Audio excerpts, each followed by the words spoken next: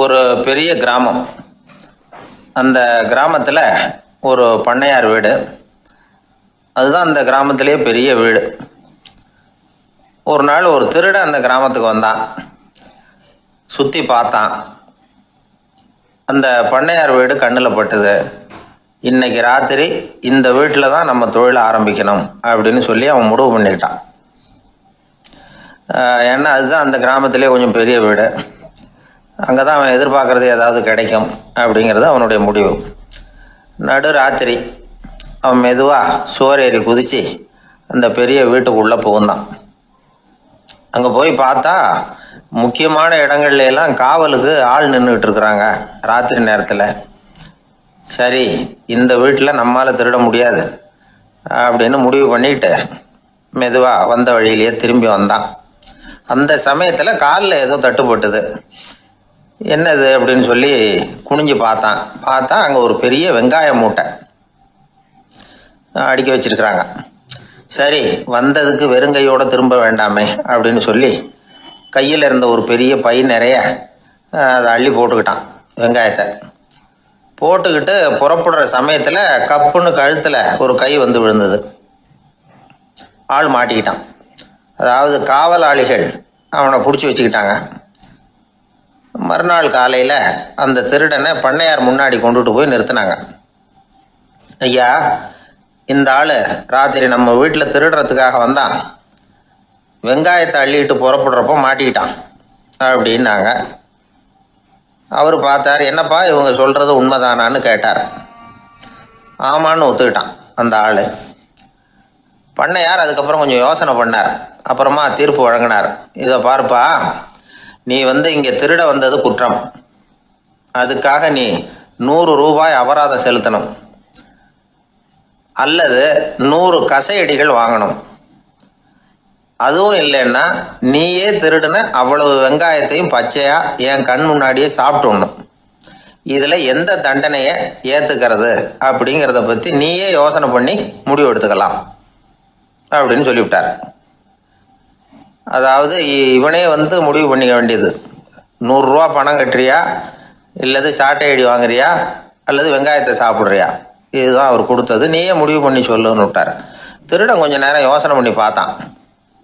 அவனுக்கு இருக்கிறதுலே ரொம்ப சுலபமாக தெரிஞ்சது இந்த வெங்காயத்தையே சாப்பிட்டுட்றேன்ட்டான். ஐயா, நான் இந்த வெங்காயத்தையே சாப்பிட்டுட்றேன், அதுதான் எனக்கு கொஞ்சம் சுலபமாக தெரியுதுன்னா சரின்னு விட்டார் பண்ணையார். அப்படியே எல்லாத்தையும் கொண்டு கொட்டினாங்க. ஒவ்வொன்றா எடுத்து சாப்பிட ஆரம்பித்தான். கொஞ்ச நேரம் சுவாரஸ்யமாக சாப்பிட்டான். அதுக்கப்புறம் வாய் எரிய ஆரம்பிச்சுட்டுது. கண்ணு ரெண்டும் செவந்து போச்சு. கண்ணில் இருந்து தார தாரையாக கண்ணீர் வழிய ஆரம்பிச்சுட்டுது.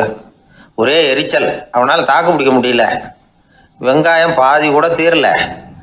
பார்த்தான், சரி இது நமக்கு சரிப்பட்டு வராது அப்படின்னு முடிவு பண்ணிட்டான். ஐயா, என்னை மன்னிச்சுக்கோங்க, இது என்னால் முடியாது போல இருக்கு, பேசாமல் எனக்கு 100 சாட்டை அடியை கொடுத்துருங்க அப்படின்னா.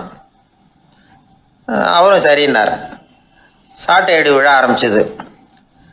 அதுவும் ஆரம்பத்தில் ஒரு மாதிரியாக இருந்தது. ஒரு 60 அடிகள் விழுற வரைக்கும் தாங்கினான். அதுக்கு மேலே அவனால் முடியல, தாக்கு பிடிக்க முடியல. ஐயா, என்னை மன்னிச்சுக்கோங்க அப்படின்னு மறுபடியும் பண்ணையார் காலில் விழுந்தான்.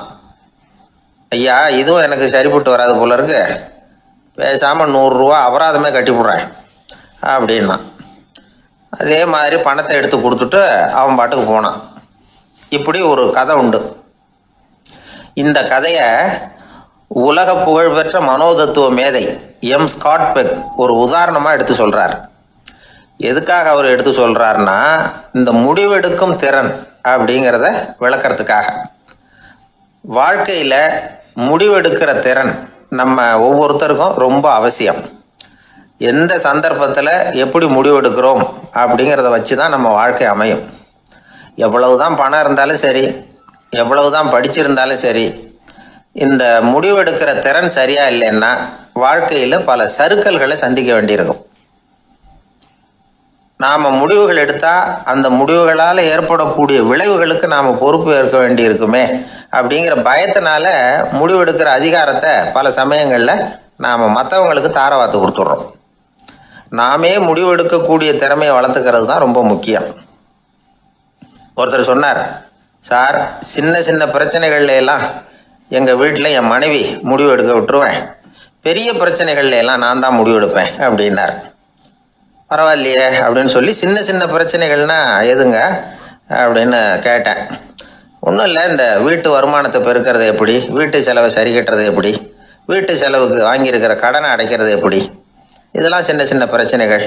என் மனைவி கிட்ட முடிவு எடுக்கிற விஷயத்தை விட்டுருவேன்னார். பெரிய பிரச்சனை தான் நான் எடுத்துக்குவேன்னார். அப்படின்னா பெரிய பிரச்சனைன்னா எது சார் அப்படின்னு கேட்டேன். அது என்னென்னா, இந்த உலக பொருளாதாரத்தை மேம்படுத்துறது எப்படி, 21ஆம் நூற்றாண்டில் என்னென்ன சவால்களை சந்திக்க வேண்டியிருக்கும் உலகம், இதெல்லாம் நான் பார்த்துக்குவேன் அப்படின்னார். பாருங்க, இது பிரச்சனைகள்லேருந்து தப்பிக்கிற வழி. அதனால் வாழ்க்கையில் பிரச்சனைகளை சந்திக்கிறதுக்கு தயங்கக்கூடாது. அதே மாதிரி சரியான நேரத்தில் சரியான முடிவு எடுக்கிறதுக்கு நாம் கற்றுக்கணும். அது ரொம்ப முக்கியம். அந்த மரத்தின் உச்சியில் ஒரு பறவை கூடு, ஏதோ ஒரு பறவை கூடு கட்டியிருந்தது. அது என்ன பறவைன்னா ராஜாளி. ஒரு குரங்கு அந்த மரத்து கிளையில தாவி தாவி குதிச்சுக்கிட்டு இருந்தது.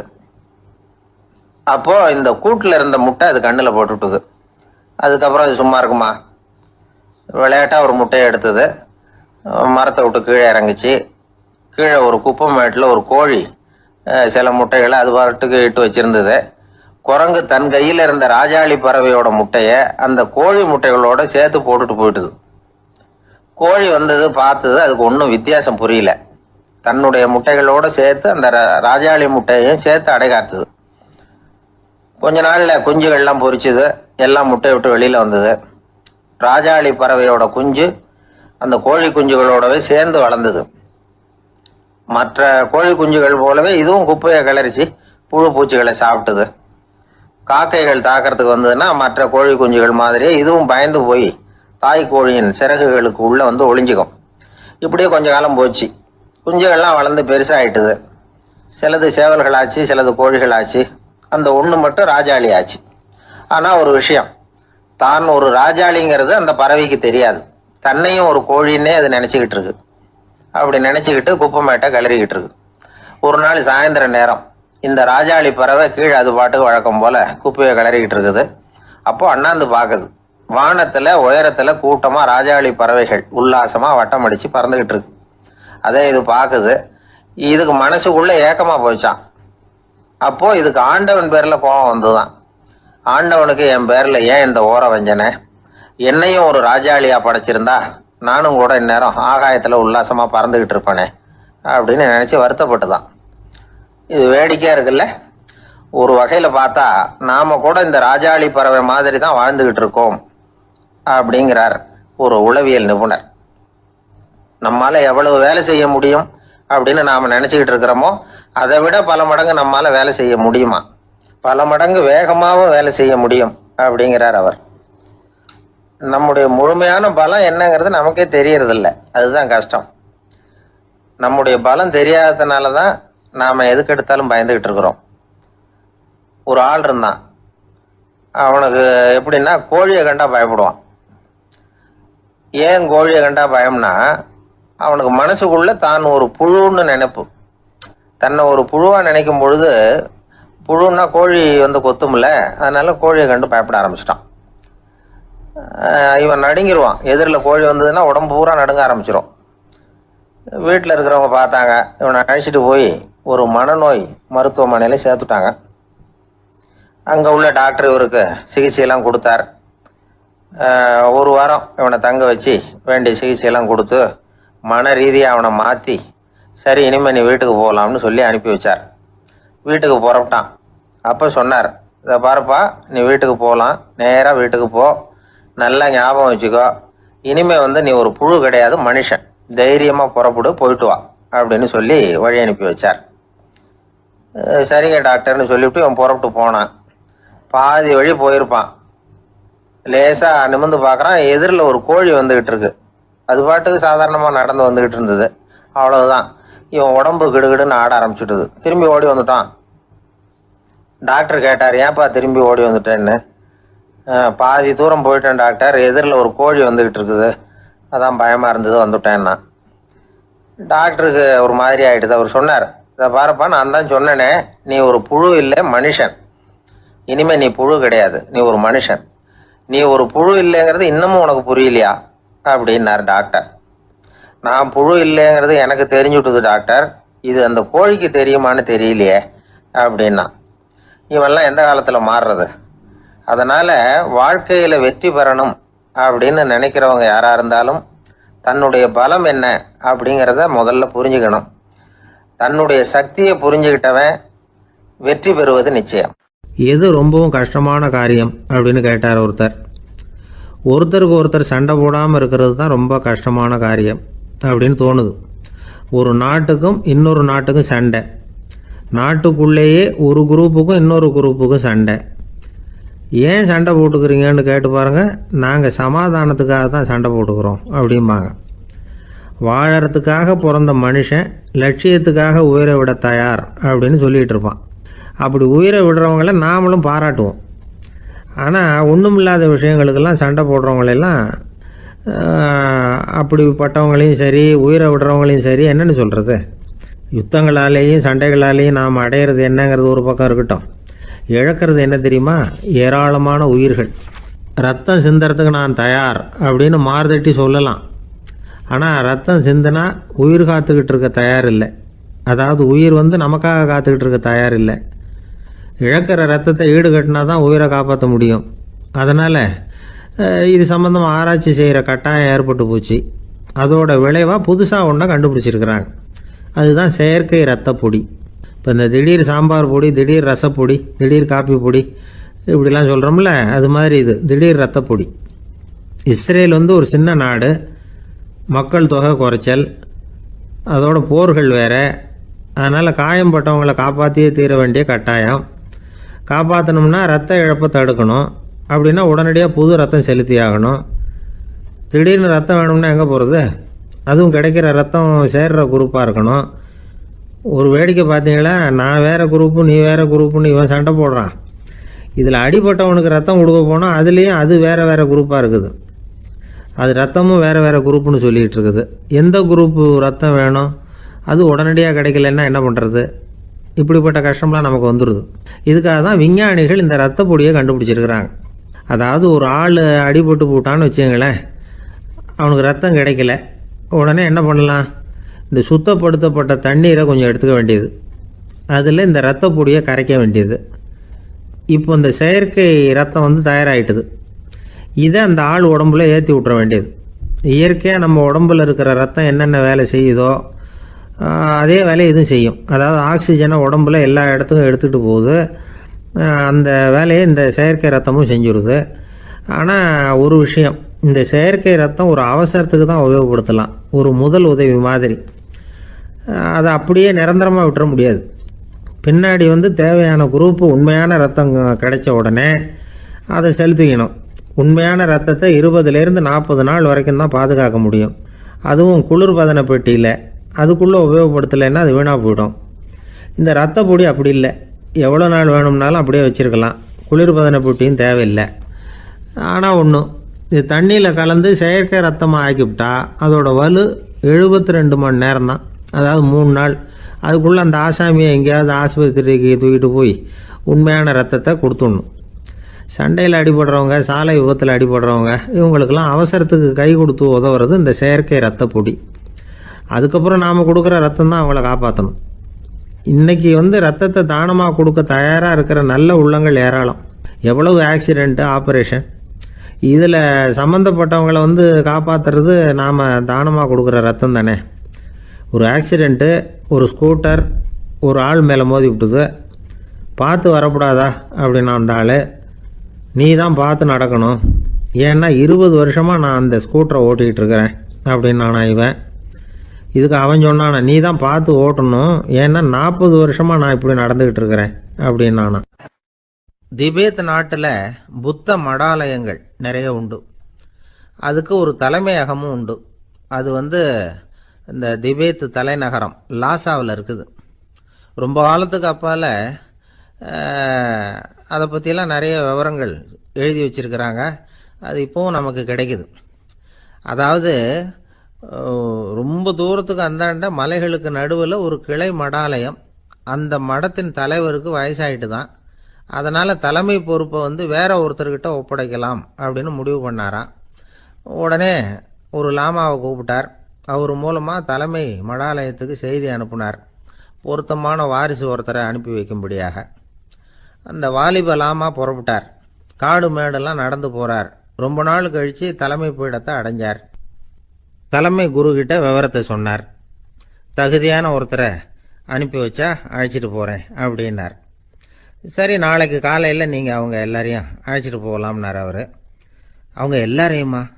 அங்கே தேவைப்படுறது ஒருத்தர் தானே அப்படின்னார் இவர். ஆமான்னார். அப்புறம் ஏன் எல்லாரையும் அழைச்சிட்டு போக சொல்கிறீங்கன்னார். அது இப்போ உனக்கு புரியாது. நான் ஒரு 100 பிக்குகளை அனுப்புகிறேன், அதாவது பிட்சுகளை.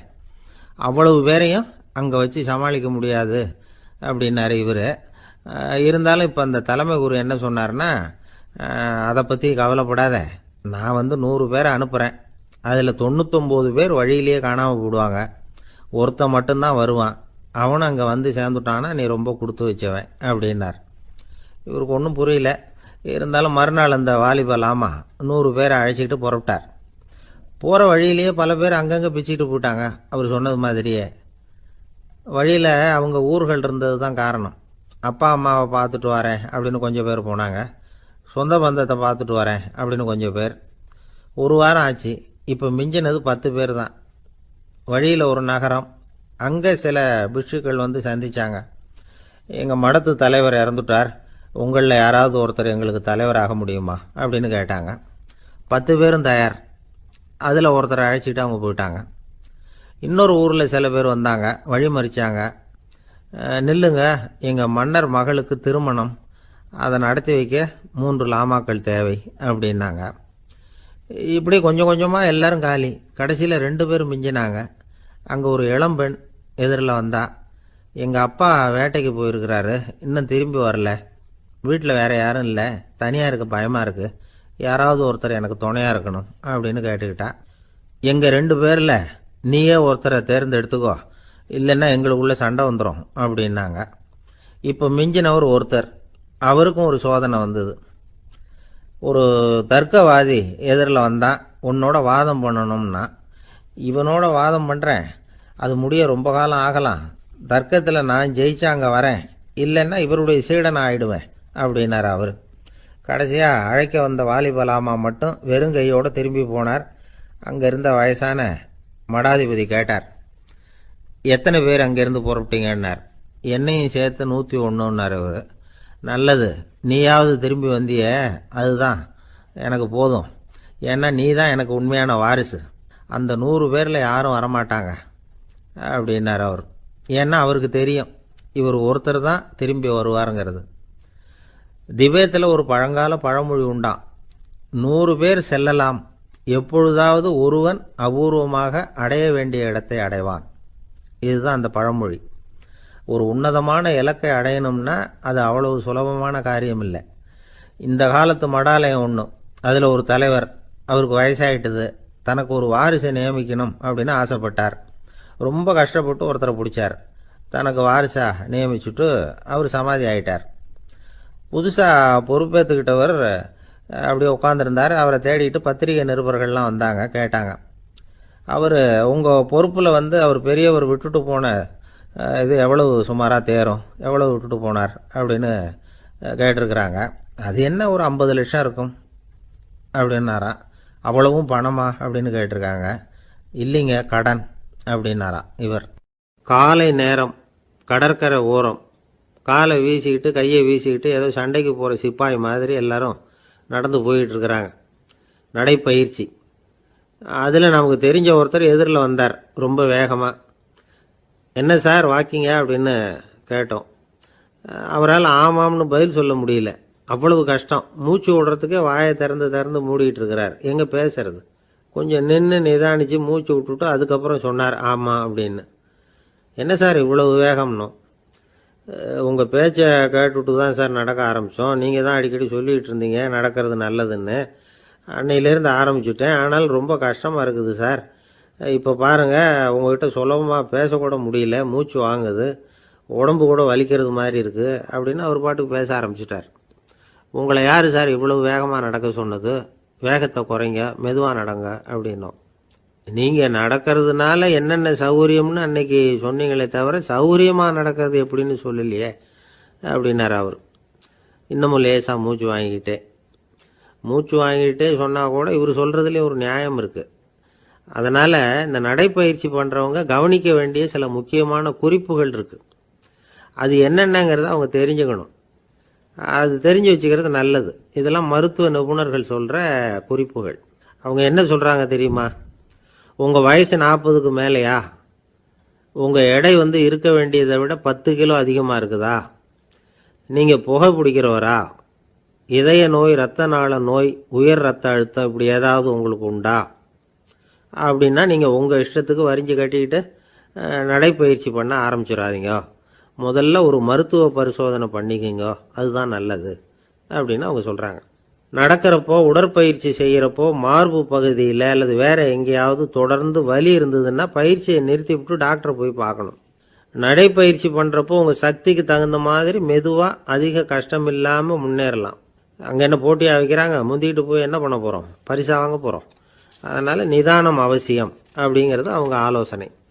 தொந்தரவு கொடுக்காத ஷூ, ட்ரெஸ்ஸு இதுகளை உபயோகப்படுத்துங்க. பாதத்தில் ஆடு தசை இருக்குல்ல, அங்கே ஏதாவது பிரச்சனை இருந்ததுன்னா டாக்டரை பாருங்கள். இந்த பாதத்தில் வலி வரும் அந்த இடத்துல. வெயில் காலமாக இருந்தால் தலைக்கு தொப்பி வச்சுக்கோங்க. பனியில் நடந்தாலும் அப்படி தான். தலையை பத்திரமா பார்த்துக்குங்க. நம்மக்கிட்ட ஏதோ கொஞ்சம் உருப்படியாக தெரியறது அது தானே. உடற்பயிற்சிக்கு முன்னாடி பின்னாடி பயிற்சி செய்கிறப்போ நிறைய தண்ணி குடிக்கலாமா. முதல் 1 மாதத்துக்கு கொஞ்சம் தளர்த்தியாக சாவகாசமாக நடக்கலாம். மணிக்கு 3 அல்லது 4 கிலோமீட்டர் வேகம்னு வச்சுங்களேன். அதுக்கப்புறம் வேகத்தை அதிகப்படுத்தலாம். மணிக்கு 6 அல்லது 8 கிலோமீட்டர் அளவுக்கு நடக்கலாம். நல்லா கையை வீசிக்கிட்டு நடக்கணும். மூச்சு விடுற எண்ணிக்கை அதிகரிக்கணும். இது மாதிரி ஒரு 30 நிமிஷம் நடக்கலாம். தனியாக நடந்து போகிறதுக்கு உங்களுக்கு என்னமோ மாதிரி இருக்குதா? கூட யாரையாவது சேர்த்துக்குங்க. ஒரு குரூப்பாக சேர்ந்து போகலாம். நடக்கிறதுங்கிறத ஒரு சந்தோஷமான சமாச்சாரமாக ஆக்கிக்கணும். தினம் இப்படி நடக்க வேண்டி இருக்குதே அப்படின்னு புலம்பிக்கிட்டே போகக்கூடாது. சில பேர் நடக்கிறப்போ கடந்த காலத்தை அசை போட்டுக்கிட்டே போவாங்க. சில பேர் வருங்காலத்தை அசை போட்டுக்கிட்டே போவாங்க. சில பேர் முக்கியமான திட்டம்லாம் இப்படி நடக்கிறப்போ தான் தீர்மானம் பண்ணுவாங்க. நடக்கிறதுனால மன இறுக்கம் குறையுது, பரபரப்பு குறையுது, மன ஆற்றல் பெருகுது, தன்னம்பிக்கை வளருது, முதுமை தள்ளி போகுது, செயல்திறன் அதிகரிக்குது. இதை தவிர உடம்புக்கும் பல விதமான சௌகரியங்கள் ஏற்படுது. அதனால் இது வரைக்கும் நடக்க ஆரம்பிக்காதவங்க இனிமே இந்த குறிப்புகளை கவனத்தில் வச்சுக்கிட்டு நடக்க ஆரம்பிச்சுடலாம். சார்லஸ் லேம்ப் அப்படின்னு ஆங்கில இலக்கிய மேதை ஒருத்தர், அவர் ஒரு தரம் உடம்பு சரியில்லைன்னு டாக்டர்கிட்ட போனாராம்.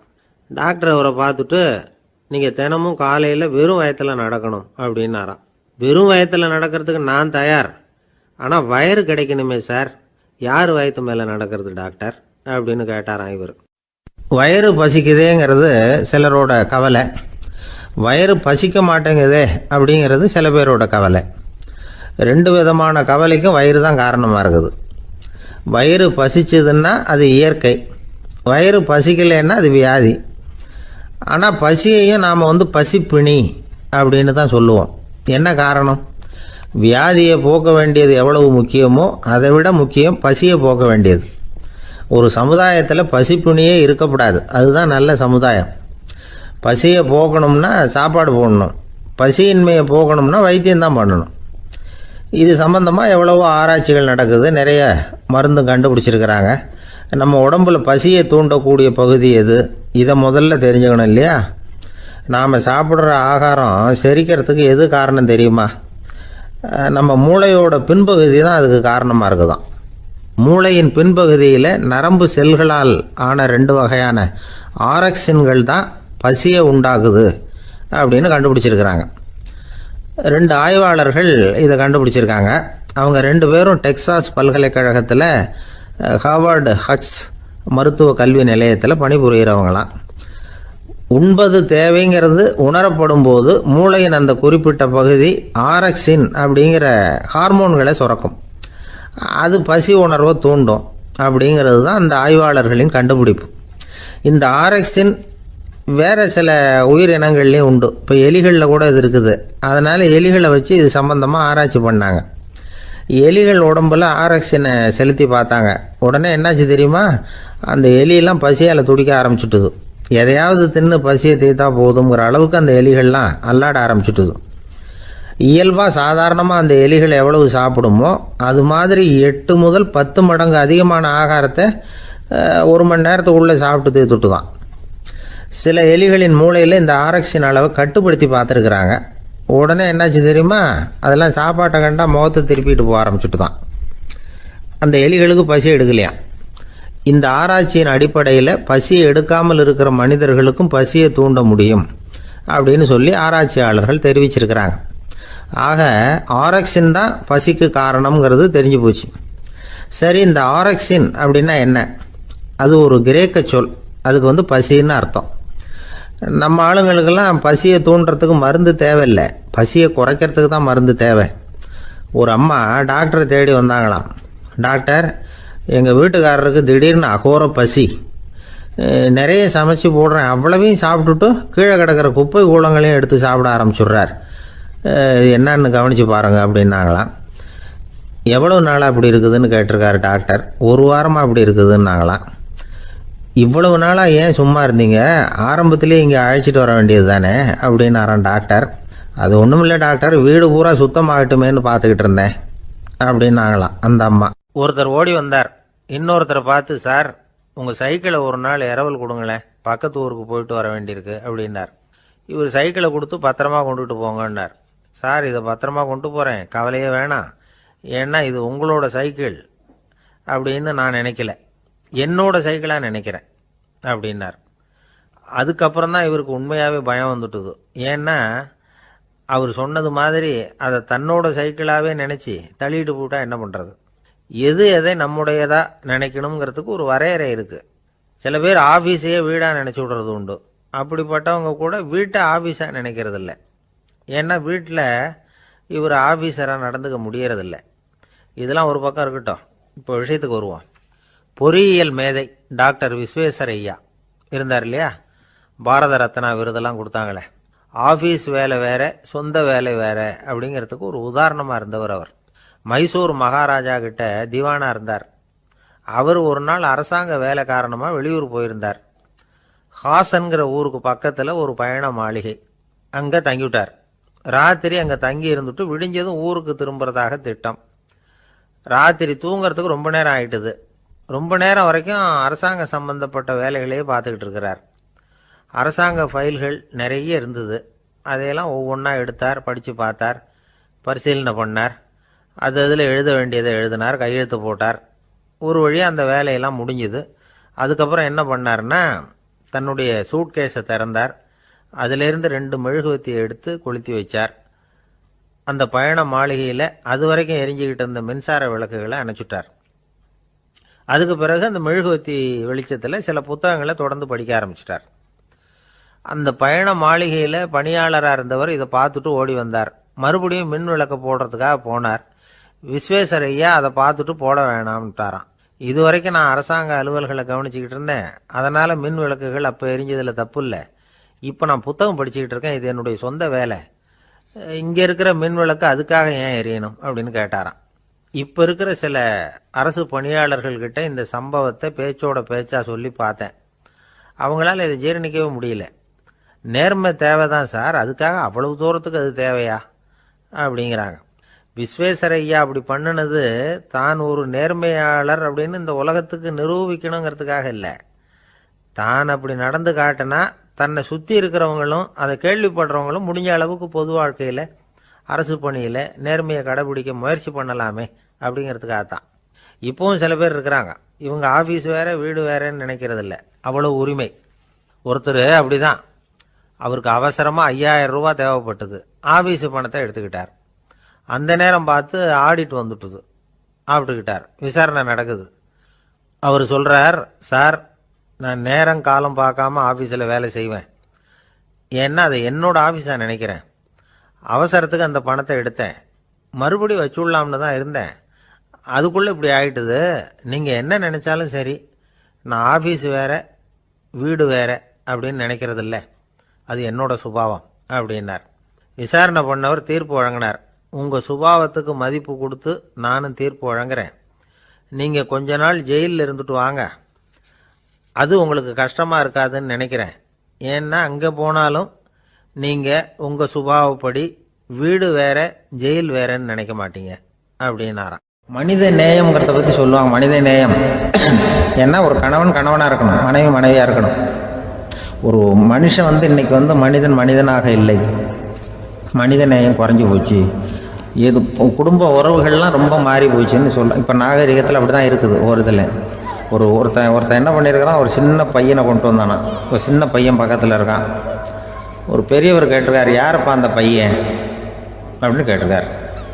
இவன் சொன்னான்னா, இந்த பையன் எனக்கு தூரத்து உறவுன்னு இருக்கான். சரி, தூரத்து உறவுன்னா எப்படி அப்படின்னு கேட்டிருக்கான். இந்த பையன் எங்கள் அப்பாவுக்கு 8வது புள்ள அப்படின்னானா. கூட பிறந்தவனே அவ்வளோ தூரமாக போயிட்டான், 8வதாக பிறந்தான். அப்படி இருக்கு குடும்ப உறவுகள்ங்கிறது. மனுஷனுக்கு வேல்யூ விஞ்ஞானம் எப்படி போட்டிருக்குன்னா, ஒரு மனித உடம்பில் இருக்கிற கால்சியத்தை மட்டும் தனியாக எடுத்தால் ஒரு சின்ன ரூமுக்கு வெள்ளை அடிக்கலாமா. ஒரு மனுஷ உடம்புல இருக்கிற பாஸ்பரஸை மட்டும் தனியாக எடுத்தால் ஒரு 40 நெருப்பு வச்சு தயார் பண்ணலாம். ஒரு மனுஷ உடம்புல இருக்கிற இந்த கொழுப்பு சத்தை மட்டும் தனியாக எடுத்தால் ஒரு 7 சோப்பு கட்டி தயார் பண்ணலாம். அது மாதிரி ஒரு மனுஷ உடம்புல இருக்கிற இரும்பு சத்தை மட்டும் தனியாக எடுத்தால் ஒரு 2 அங்குல ஆணி 2 செய்யலாம். இவ்வளவுக்கும் விலை போட்டால் 42 ரூபா 50 காசு. இதுதான் மனுஷனுக்கு விஞ்ஞானம் போட்டிருக்கிற விலை. அது எப்போ அது ஒசரும்னா, அவன் மனுஷனாக இருக்கிற வரைக்கும் இருக்கிறப்ப. அதுவும் செத்து போனால் அதுவும் கிடையாது, செத்து போனால் அதுவும் குறைஞ்சிரும். மிருகங்களுக்கெல்லாம் அப்படி இல்லை, செத்ததுக்கு அப்புறம் விலை கூடும். அங்கெல்லாம் எல்லா ஊர்லேயும் பார்த்தீங்கன்னா உயிர் கோழி 50 ரூபா, உரிச்ச கோழி 60 ரூபான்னு போட்டிருக்கோம். செத்ததுக்கு அப்புறம் 10 ரூபா அதிகம்.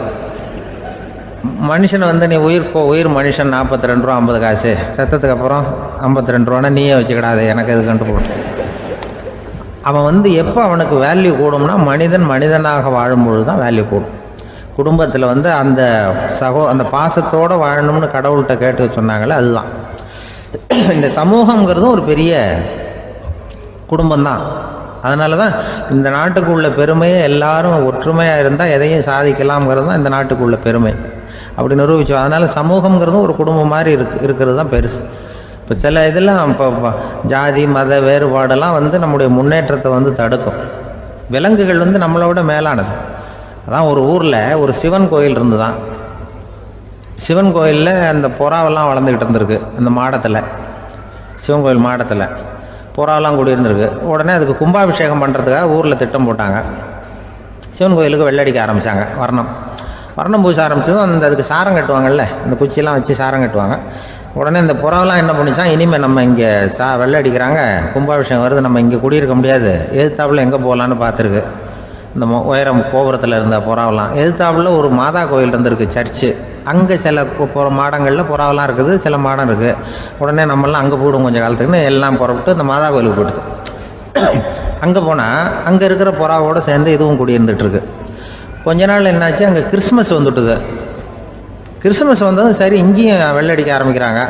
நம்ம மறுபடியும் எங்கடா போகிறதுன்னு பார்த்தா, அங்கே இருக்கிற புறாவோட சேர்ந்து இதுவும் சேர்ந்து நேராக ஒரு பள்ளிவாசல் இருந்தது. எதுக்கு அங்கே இருக்கிற மாடத்தில் போய் அங்கே குடியேறிட்டுது எல்லாம். அங்கே போனால் அங்கே ரமலான் மாதம் ரம்ஜானுக்காக அதையும் புதுப்பிக்க ஆரம்பித்தாங்க. இது என்ன பண்ணுறதுன்னு சொல்லி இந்த 3 செட்டு புறாவும் சேர்ந்து என்ன பண்ணிச்சு, எங்கே போகலான்னு பார்த்தா மறுபடியும் அதுக்குள்ளே இந்த சிவன் கோயிலில் கும்பாபிஷேகம் முடிஞ்சிருக்கு. அங்கே போடுவோம் எல்லாருன்னு சொல்லி எல்லா புறாவும் அந்த சிவன் கோயிலுக்கு வந்துட்டுது. அங்கே போய் மாடத்தில் அதை குடியிருந்துட்டுது. அப்போ திடீர்னு ஒரு நாள் பார்த்தா ஒரே கலவரம் பூமியில் எல்லாம் ஒருத்தன் அருவாளை தூக்கிட்டு நிற்கிறான், குச்சி எடுத்து ஒருத்தனை சுட்டுக்கிறான். ஒரே கலவரம், சத்தம், ஒரே மத கலவரம் வந்துட்டுது ஊரில். அப்போது புறாவெல்லாம் மாடத்தில் இருந்துக்கிட்டு ஒரு குஞ்சு புறா அவங்க அம்மாட்ட கேட்டு தான், இது என்ன, இந்த மனுஷனுக்கு என்னாச்சு, அவன் கத்தியை தூக்கிட்டு நிற்கிறானே அப்படின்னு கேட்டு தான். ஒரு குஞ்சு புறா அவங்க அம்மாட்ட கேட்டு தான். அம்மா புறா. இப்போ அம்மா அந்த புறா சொல்லித்தான், மனுஷனுக்கு இப்போ மதம் பிடிச்சிருக்கு, அதான் கத்தியை தூக்கிட்டு நிற்கிறான் அப்படின்ருக்கு. இப்போ நமக்கெல்லாம் பிடிக்கலையே அப்படின்னு தான். அப்போ அந்த புறா சொல்லித்தான், அந்த பாருமா, நாம் இந்த சிவன் கோயிலில் இருந்தாலும் நமக்கு புறான்னு தான் பேர், இந்த மாதா கோயிலுக்கு போனாலும் நமக்கு புறான்னு தான் பேர், பள்ளிவாசலுக்கு போனாலும் நமக்கு புறான்னு தான் பேர். அந்த மனுஷன் அப்படி இல்லை. அவன் இங்கே இருக்கிற வரைக்கும் இந்துன்னு சொல்லுவான், அங்கே மாதா கோயில் இருந்தான்னா கிறிஸ்தவன்னு சொல்லுவான், பள்ளிவாசலில் இருந்தான்னா முஸ்லீம்னு சொல்லுவான். அப்போ குஞ்சு புறா, அது என்ன இப்படி பண்ணுறாங்க மனுஷங்க, இப்போ அவங்கள விட நம்ம வசதி போல் இருக்க, நம்ம தேவலாம் போல் இருக்க அப்படின்னு தான் அந்த குஞ்சு புறா. அப்போ அந்த தாய் புறா சொல்லித்தான், உண்மைதான், அதனால தான் நம்ம மேலான இடத்துல இருக்கிறோம், அவன் கீழே நிற்கிறான் என்னமோ அப்படின்னு சொல்லித்தான். அளவுக்கு மிஞ்சினால் அமிர்தமும் நஞ்சு அப்படின்னு சொல்லுவாங்க. அது உண்மைதான். ஒருத்தருக்கு அளவுக்கு மீறிய புகழ் வந்துட்டுதுன்னு வச்சுங்க, அது கூட ஆபத்தா போயிடுறது உண்டு. பழங்காலத்துல எல்லாம் கிரேக்க தேசத்துல ஒரு பழக்கம் உண்டாம். அதாவது யாராவது ஒருத்தரை நாடு கடத்தணும்னா அதுக்கு ஒரு வழி உண்டு. அதாவது ஒருத்தர் நாடு கடத்தணும்னு மக்கள் விரும்புகிறாங்கன்னு வச்சுங்களேன், அவர் பேரை ஒரு மண்பாண்ட ஓட்டுச்சில்லில் எழுதி அதை ஒரு குறிப்பிட்ட பொது இடத்துல போட்டுற வேண்டியது, அவ்வளவுதான். இது மாதிரி பல பேர் போட்டுக்கிட்டே இருப்பாங்க, எல்லாம் அப்படியே குவிஞ்சு போயிடும். அந்த ஓட்டாஞ்சில்லு குவியலில் யாருடைய பேர் அதிகமாக இருக்குதோ அந்த நபரை ஒரு 10 ஆண்டுகள் நாடு கடத்தி விடுவாங்க. இது அந்த ஊர் வழக்கமாக. ஒரு நாள் அந்த குவியலுக்கு பக்கத்தில் ஒரு ஆள் நின்றுக்கிட்டு இருக்கிறான். அவன் கையில் ஒரு ஓட்டாஞ்சில்லு வச்சிருக்கிறான். அதில் யாரோட பேரையோ எழுதணும், எழுதி அந்த இடத்துல போடணுங்கிறது அவன் ஆசை. ஆனால் அவன் படிக்காதவன், அதனால் எழுத தெரியல. யாராவது அந்த வழியாக வர்றாங்களான்னு பார்த்துக்கிட்டே நின்றுக்கிட்டு இருந்தான். ஒரு பெரியவர் வந்துக்கிட்டு இருந்தார். அவர்கிட்ட ஓடினான். கையில் இருந்த மண்பாண்ட சில்லை கொடுத்தான். ஐயா, இதில் ஒரு பேர் எழுதி கொடுங்களேன்னா அந்த பெரியவர் அதை வாங்கி கையில் வச்சுக்கிட்டு, என்ன பேர் எழுதணும் சொல்லு அப்படின்னா. இவன் சொன்னான், அரிஸ்டைடிஸ் அப்படின்னு எழுதுங்க அப்படின்னா. இதை கேட்டதும் அந்த பெரியவருக்கு அதிர்ச்சி. ஏன்னா அவர் தான் அரிஸ்டைடிஸ், தத்துவ மேதை அரிஸ்டைடிஸ் அவர். இருந்தாலும் நான் தான் அதுங்கிறத காட்டிக்காம அந்த ஆளுகிட்ட கேட்டார். அது சரிப்பா, அரிஸ்டைடிஸ்ங்கிற பேரை எழுத சொல்ற, அவர் உனக்கு என்ன கெடுதல் பண்ணார், அவர் பேரை இதில் எழுத சொல்றிய அப்படின்னு கேட்டிருக்கார். அதுக்கு இவன் சொன்னானா, அவர் எனக்கு எந்த கெடுதலும் பண்ணல, அவரை நான் பார்த்தது கூட இல்லை அப்படின்னு இருக்கான். அப்புறம் எதுக்காக அவரை நாடு கடத்தணும்னு நீ ஆசைப்படுற அப்படின்னு கேட்டிருக்கார். இப்போ அந்த ஆள் சொல்கிறான், அரிஸ்டைடஸை பற்றி எல்லாரும் பேசுகிறாங்க, அவர் ரொம்ப நல்லவர், அவர் ஒரு பெரிய அறிவாளிங்கிறாங்க, அவர் ஒரு பெரிய வள்ளல், பேரறிஞர், இப்படி எல்லாரும் சொல்கிறத கேட்டு கேட்டு எனக்கு ரொம்ப அழுத்து போயிட்டுது, அதனால தான் வெறுப்பாயிட்டேன் அப்படின்னு நானும். இதிலேருந்து என்ன தெரியுது, நாம் நல்லவனாக இருக்கிறதுல ஒன்றும் இடைஞ்சல் இல்லை. ஆனால் நம்மளை நல்லவன் நல்லவன் எல்லாரும் சொல்ல ஆரம்பிச்சிட்டாங்கன்னு வச்சுக்கோங்க, அப்போ இடைஞ்சல் ஆரம்பம்னு அர்த்தம். எதுவுமே அளவுக்கு மிஞ்சி போகாமல் பார்த்துக்க வேண்டியது ரொம்ப அவசியம். அளவுக்கு அதிகமாக ஆசைப்படாதவங்களில் ஆப்ரஹாம் லிங்கனும் ஒருத்தரான். அவர் ஒரு தடவை தன்னுடைய நண்பர்கள்கிட்ட பேசிக்கிட்டு இருந்தாராம். ஒருத்தர் கேட்டிருக்கார், ஒரு மனுஷனுக்கு கால்கள் எவ்வளவு உயரம் இருக்கணும் அப்படின்னு கேட்டாராம். இதுக்கு ஆப்ரஹாம் லிங்கன் சொன்னாராம், அது என்ன, இடுப்புல இருந்து தரையை தொடுற அளவுக்கு உயரம் இருந்தா போதும் அப்படின்னாராம். எனக்கு ஒரு உதவி செய்யணும் அப்படின்னு நம்மளை பார்த்து ஒருத்தர் கேட்குறாருன்னு வச்சுங்களேன், உடனே நாம் அவரை பார்த்து என்ன உதவின்னு கேட்போம். இதுதான் சராசரி மனிதர்களின் இயல்பு. ஆனால் ஒருத்தர் எனக்கு ஒரு உதவி செய்யணும் அப்படின்னு கேட்ட உடனே என்ன உதவின்னு கூட கேட்காம சரி செய்கிறேன் அப்படின்னு ஒத்துக்கிறது இருக்கு பாருங்க, அது கொஞ்சம் அபூர்வம். அந்த காலத்தில் ஒருத்தர் இருந்தார். அவர் எப்படி தெரியுமா, உதவி கேட்குறவங்க நல்லவங்களா கெட்டவங்களா அப்படின்னு கூட பார்க்கல, தனக்கு நன்மையா தீமையா அப்படின்னு கூட பார்க்கல, உதவி செய்கிறேன்னு புறப்பட்டு விட்டார். அவர் யார் தெரியுமா, அவர் தான் நல சக்கரவர்த்தி.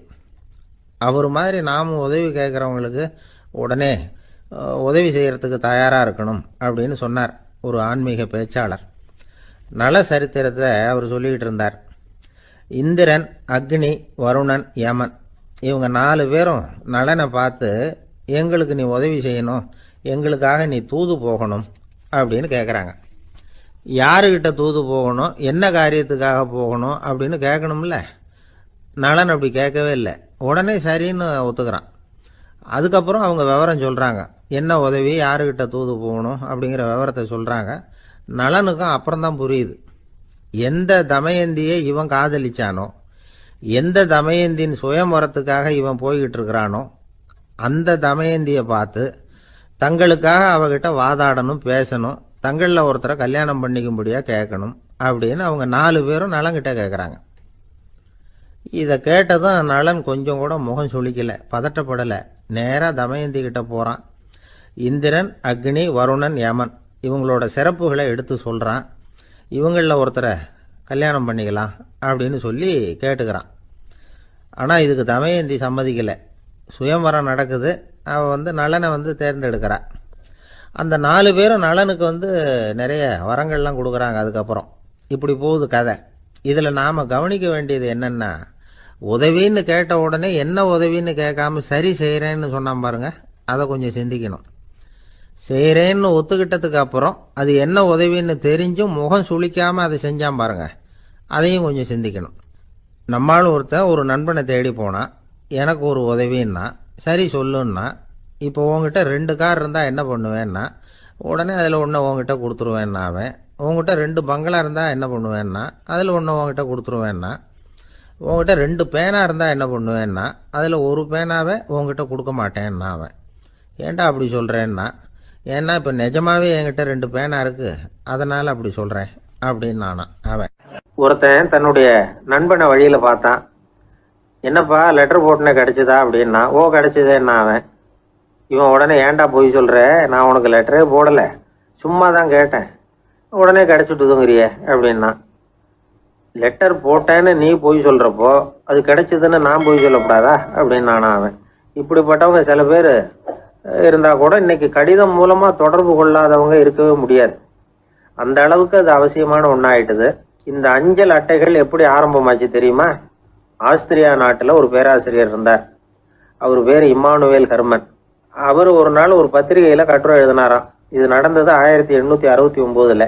அவர் எழுதின கட்டுரையில் மக்கள் அதிகம் செலவில்லாமல் ஒருத்தருக்கு ஒருத்தர் தகவல் பரிமாறிக்கிறது எப்படி அப்படிங்கிறத பற்றி எழுதியிருந்தார். அதுக்கு சில யோசனைகளை அவரே எழுதியிருந்தாராம். எப்படின்னா, அந்த கட்டுரையை எல்லாரும் படித்து பார்த்துருக்குறாங்க, அவர் சொன்ன யோசனைகள் என்னன்னு. அது அரசாங்கத்தின் கவனத்துக்கு அது போச்சான். ஆகா, இது அவர் சொல்கிற யோசனை நல்லா இருக்கும் போல் இருக்கு அப்படின்னு அவங்களே நினச்சிருக்கிறாங்க. அவ்வளவுதான். உடனே அந்த யோசனையை நடைமுறைக்கு கொண்டுகிட்டு வந்தாங்களாம். பேராசிரியர் இம்மானுவேல் ஹெர்மனின் யோசனைப்படி அச்சடித்த அரசு முத்திரையோட அரசாங்கம் அஞ்சல் அட்டைகளை வெளியிட ஆரம்பிச்சுதான். 1869 அக்டோபர் 7ஆம் தேதி இது நடந்திருக்கு.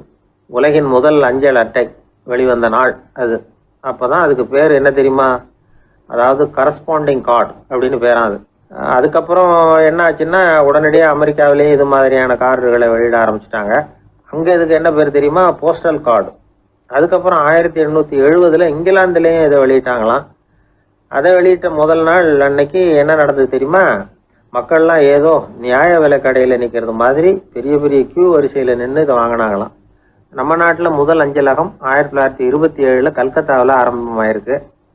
இன்னைக்கும் அஞ்சலகம் இல்லாத இடமே இல்லை. அந்த அளவுக்கு அஞ்சல் போக்குவரத்து அதிகமாக இருக்குது. அன்னைக்கு உள்நாட்டில் ஒருத்தருக்கு ஒருத்தர் தகவல் பரிமாற்றம் செய்து கொள்ள மலிவான ஒரு அஞ்சல் அட்டையை அரசாங்கம் வெளியிடலாம் அப்படின்னு பேராசிரியர் எழுதின கட்டுரை இன்னைக்கு எந்த அளவுக்கு ஆகியிருக்கு பார்த்தீங்களா?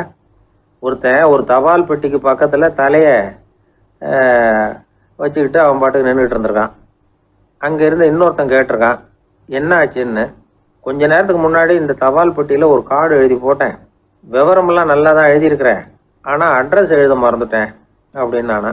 உடனே அவன், அதுக்காக கவலைப்படாத, நான் போட்ட கார்டில் அட்ரஸ் எல்லாம் பின்கோடு உள்பட கரெக்டாக எழுதியிருக்கேன், ஆனால் விவரம் எழுத மறந்துட்டேன் நானா. கவலைப்படாத, கொஞ்ச நேரத்தில் தபால்காரர் வருவார், பெட்டியை திறந்ததும் நம்ம லெட்டரை கேட்டு வாங்கிக்கலாம்னா ஒருத்தன். கொஞ்ச நேரத்துக்கு முன்னாடி அவர் வந்தார், கேட்டேன், அதுக்கப்புறம் தான் மனசுக்கு ரொம்ப கஷ்டமாக போச்சு நானா. இவன் ஏண்டான்னு கேட்டிருக்கான். அவன், இது தபால் புட்டு இல்லையா. ஒரு நண்பர் யாருக்கோ ஃபோன் பண்ணிகிட்டு இருந்தார். அவர் பேசி முடித்ததும் நான் அவரை பார்த்து, இப்போ ஃபோன் பண்ணிங்களே, அந்த ஃபோன் நம்பர் என்ன அப்படின்னு கேட்டேன். அவர் தலையை சொரிஞ்சுக்கிட்டார், ஞாபகம் வரலன்னார். சரி சார், அதை விடுங்க, உங்கள் மனைவி பேர் என்ன அப்படின்னு கேட்டேன். மாலதின்னார். என்ன சார் இது வேடிக்கை, கொஞ்ச நேரத்துக்கு முன்னாடி பேசின ஃபோன் நம்பர் மறந்து போச்சு, எப்போ கல்யாணம் பண்ணிக்கிட்ட மனைவி பேர் மறக்கலை, அதை கரெக்டாக சொல்லிவிட்டீங்களே அப்படின்னு கேட்டேன். அவர் என்ன ஒரு மாதிரியாக பார்த்தார். அவர் அப்படி என்னை பார்த்ததில் ஒன்றும் தப்பு இல்லை, ஏன்னா நாம் எல்லாருமே அப்படித்தானே. ஒரு குறிப்பிட்ட காரியத்துக்காக தொலைபேசியில் ஒருத்தட்ட பேசுகிறோம், அதுக்கப்புறம் அந்த எண் நமக்கு அனாவசியம், அதனால் மறந்துடுறோம். இதுக்கு பேர் தான் தற்காலிக ஞாபகம். ஆனால் மனைவி பேரை மறந்துட முடியுமா? முடியாது. அது அவசியமான ஒன்று. அடிக்கடி அந்த பேரை உபயோகப்படுத்துகிறோம், அதனாலேயும் அது முக்கியங்கிறதுனாலேயும் அதை மறக்கிறது இல்லை. இதுக்கு பேர் நிரந்தர ஞாபகம். சரி, இந்த தற்காலிக ஞாபகம், நிரந்தர ஞாபகம், இது 2 ஞாபக அளவுகளையும் கட்டுப்படுத்துறது எது அப்படின்னா, மூளைக்குள்ள நடக்கிற மின்சார நடவடிக்கைகள் தான். தற்காலிக ஞாபகம் ஒரு மின்னல் மாதிரி தோன்றி மறையுது. நிரந்தர ஞாபகம் ஒரு படிவம் போல மூளையில் படிஞ்சுடுது.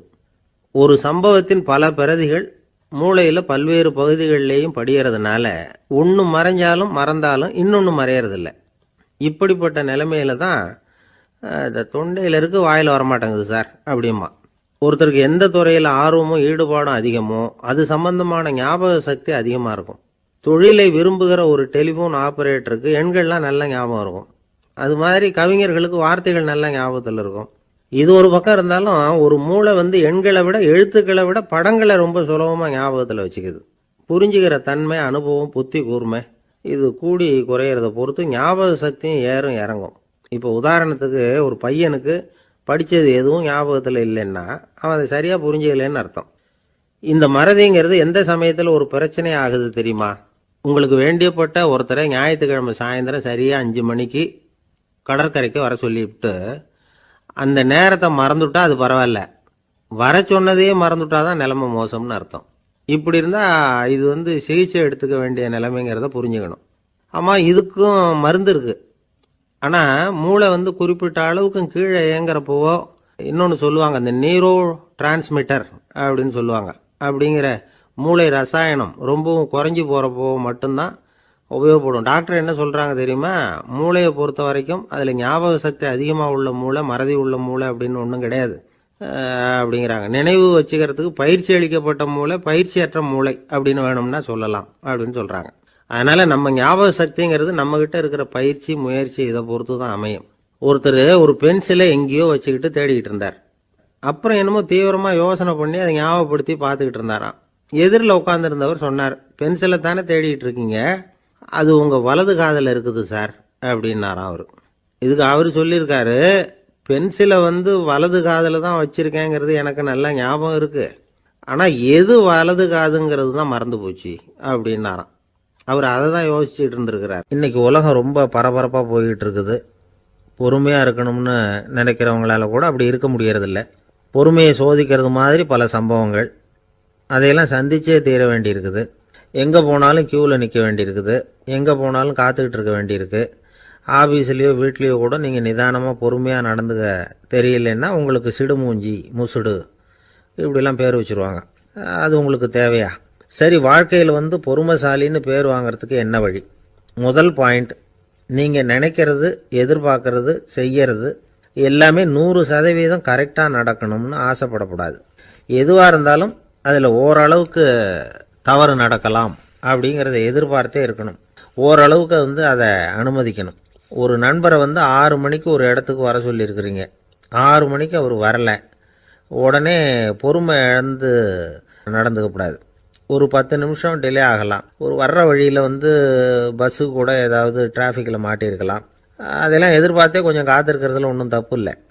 சில சமயம் டிலே ஆகிறது கூட நல்லதாக முடியும். ஒரு பஸ்ஸை தவற விட்டுட்டு ஐயோ கொஞ்சம் ஒரு 2 நிமிஷம் முன்னாடி வந்திருந்தா பிடிச்சிருக்கலாமே அப்படின்னு தவிச்சிக்கிட்டு இருப்பாங்க சில பேர். அடுத்தபடியாக வர்ற பஸ்ஸு நேரடியாக நீங்கள் போக வேண்டிய இடத்துக்கே கொண்டு போய் விடுற பஸ்ஸாக கூட இருக்கலாம். அது உங்களுக்கு முன்னாடி தெரியாதுல்ல. சில நெருக்கடியான சூழ்நிலைகளை தமாஷா எடுத்துக்கிறதுக்கு பழகிக்கணும். சில இடங்களுக்கு போகிறப்ப காத்திருக்கிறதுக்கு நம்ம மனசை தயார்படுத்திக்கிட்டே போகணும். ஒரு ரயிலுக்கோ பஸ்ஸுக்கோ அல்லது விமானத்துக்கோ கப்பல் பிரயாணத்துக்கோ போகிறப்போ அங்கே போய் நீங்கள் மணிக்கணக்கில் கூட காத்துக்கிட்டு தான் இருக்கணும். புறப்படுற நேரம் கூட மாறலாம். நீங்கள் போய் சேர்ந்ததும் அது உடனே புறப்படணும்னு கட்டாயமாக என்ன? அது மாதிரி சமயத்தில் படிக்கிறதுக்குன்னு சில சுவாரஸ்யமான புத்தகங்களையும் கையில் எடுத்துக்கலாம். உங்களை சுற்றி எவ்வளவோ சுவாரஸ்யமான சம்பவங்கள் நடந்துக்கிட்டு இருக்குதுல்ல, அதையெல்லாம் வேடிக்கை பாருங்கள். எதுக்காக காத்துக்கிட்டு இருக்கிறோமோ அந்த காரியத்தில் உண்மையாகவே நமக்கு ஒரு அக்கறை இருந்தால் நமக்கு போர் அடிக்காது. சில கோயில்களில் பார்த்துருப்பீங்க, தரிசனத்துக்காக பக்தர்கள் நாள் கணக்கில் காத்துக்கிட்டு இருப்பாங்க. அவங்களெலாம் அழுத்துக்கிறது இல்லை. ஆண்டவனை தரிசிக்கணுங்கிற உண்மையான அக்கறை இருக்கிறதுனால அவங்களுக்கு போர் அடிக்கிறது இல்லை.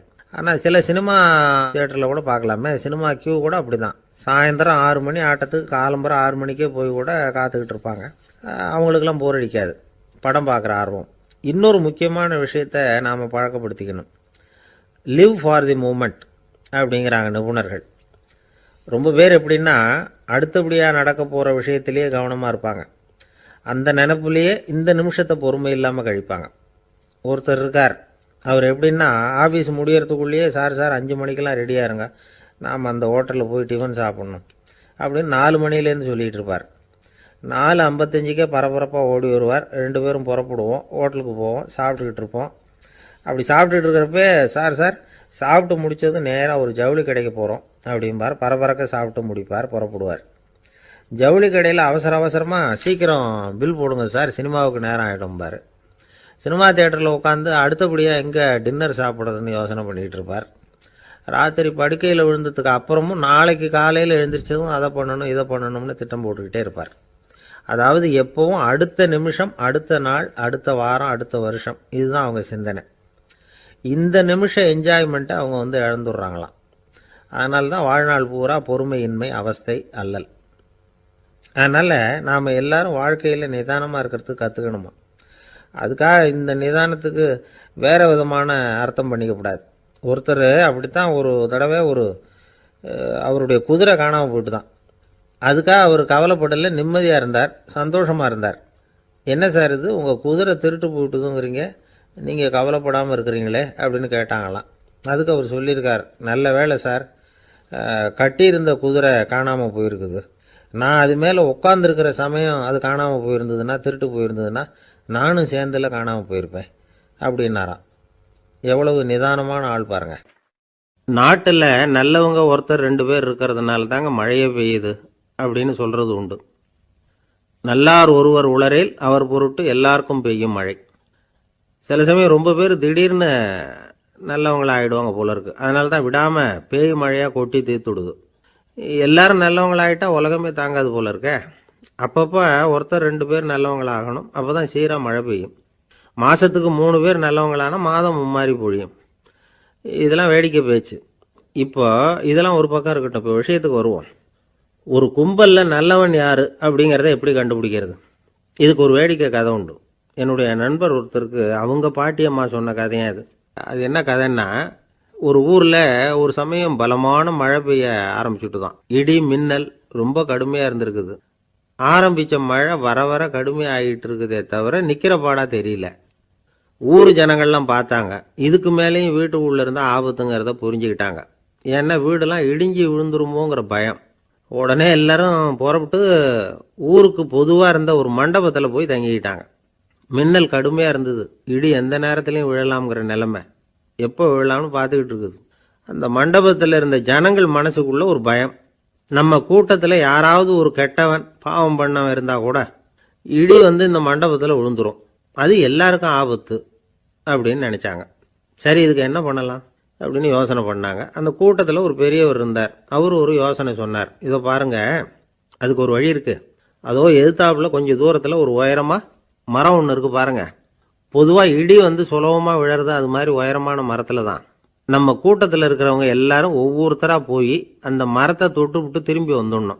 நம்மள பாவம் பண்ணவன் யாரோ அவன் அந்த மரத்தை தொடுற சமயத்தில் இடி விழுந்துரும், அவன் மட்டும் போயிடுவான், மண்டபத்தில் இருக்கிற நாமெல்லாம் பொழைச்சிக்கலாம் அப்படின்னு ஐடியா கொடுத்தார் அந்த பெரியவர். இது நல்ல யோசனையாக பட்டது. எல்லாரும் ஒத்துக்கிட்டாங்க. ஒவ்வொருத்தராக போய் அந்த மரத்தை தொட்டு விட்டு திரும்பி வந்தாங்க. இடி எதுவும் விழலை. இன்னமும் பாவம் பண்ண ஆசாமி அதை போய் தொடலை போல இருக்கு அப்படின்னு நினச்சிக்கிட்டாங்க. ஒவ்வொருத்தராக போகிறாங்க. எல்லாரும் போய் தொட்டு விட்டு வந்தாச்சு. இன்னும் ஒரே ஒரு ஆசாமி தான் பாக்கி. கடைசியாக இருந்த அந்த ஆள் பயந்துட்டான். இது வரைக்கும் இடி விழலைன்னா இப்போ என்ன அர்த்தம்? இப்போ நாம தான் பாக்கி, நாம தான் தப்பு பண்ண ஆள் போல இருக்கு அப்படின்னு நினச்சிட்டான். அதனால் துணிச்சலாக போய் தொடுறதுக்கு பயந்தான், தயங்கிக்கிட்டே இருந்தான். இருந்தாலும் மற்றவங்கள்லாம் சும்மா இருப்பாங்களா? கட்டாயப்படுத்தி கழுத்தை பிடிச்சி தள்ளாத குறையா அவனை தள்ளி விட்டாங்க, போய் தொட்டுட்டு வாடான்னு. அவன் நடுங்கிக்கிட்டே போய் அந்த மரத்தை தொட்டான். அதே வினாடி ஒரு பயங்கரமான மின்னல் இடி விழுந்துட்டுது. எங்கே விழுந்தது தெரியுமா? அந்த ஆள் மேலே இல்லை, மண்டபத்தில் விழுந்தது. மண்டபத்தில் இருந்தவங்க பூரா காலி. அந்த ஒரு ஆள் மட்டும் பொழைச்சிக்கிட்டான். இந்த ஒரு ஆளை காப்பாற்றுறதுக்காக தான் இடி மண்டபத்தில் விழாமல் இருந்திருக்குது.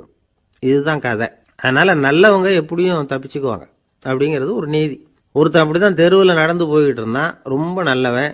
எதிரில் ஒருத்தன் சைக்கிளில் வந்துக்கிட்டு இருந்தான். அதில் மோதி இவன் கீழே விழுந்துட்டான். சைக்கிள்காரன் உடனே இறங்கி இவனை தூக்கி விட்டான். இவன் எழுந்திரிச்சு அவனை முறைச்சி பார்த்தான். அப்படி பார்க்காதீங்க சார், நீங்கள் ரொம்ப புண்ணியம் பண்ணியிருக்கீங்க, அதுதான் இப்போ சைக்கிளில் மோதிக்கிட்டீங்க அப்படின்றான். என்ன அப்படி சொல்கிறேன் நான்? இவன் 10 நிமிஷத்துக்கு முன்னாடி நான் லாரி ஓட்டிகிட்டு வந்தேன், அப்போ நீங்கள் எதிரில் வந்திருந்தீங்கன்னா என்ன ஆயிருக்கும் அப்படின்னானா அவன்.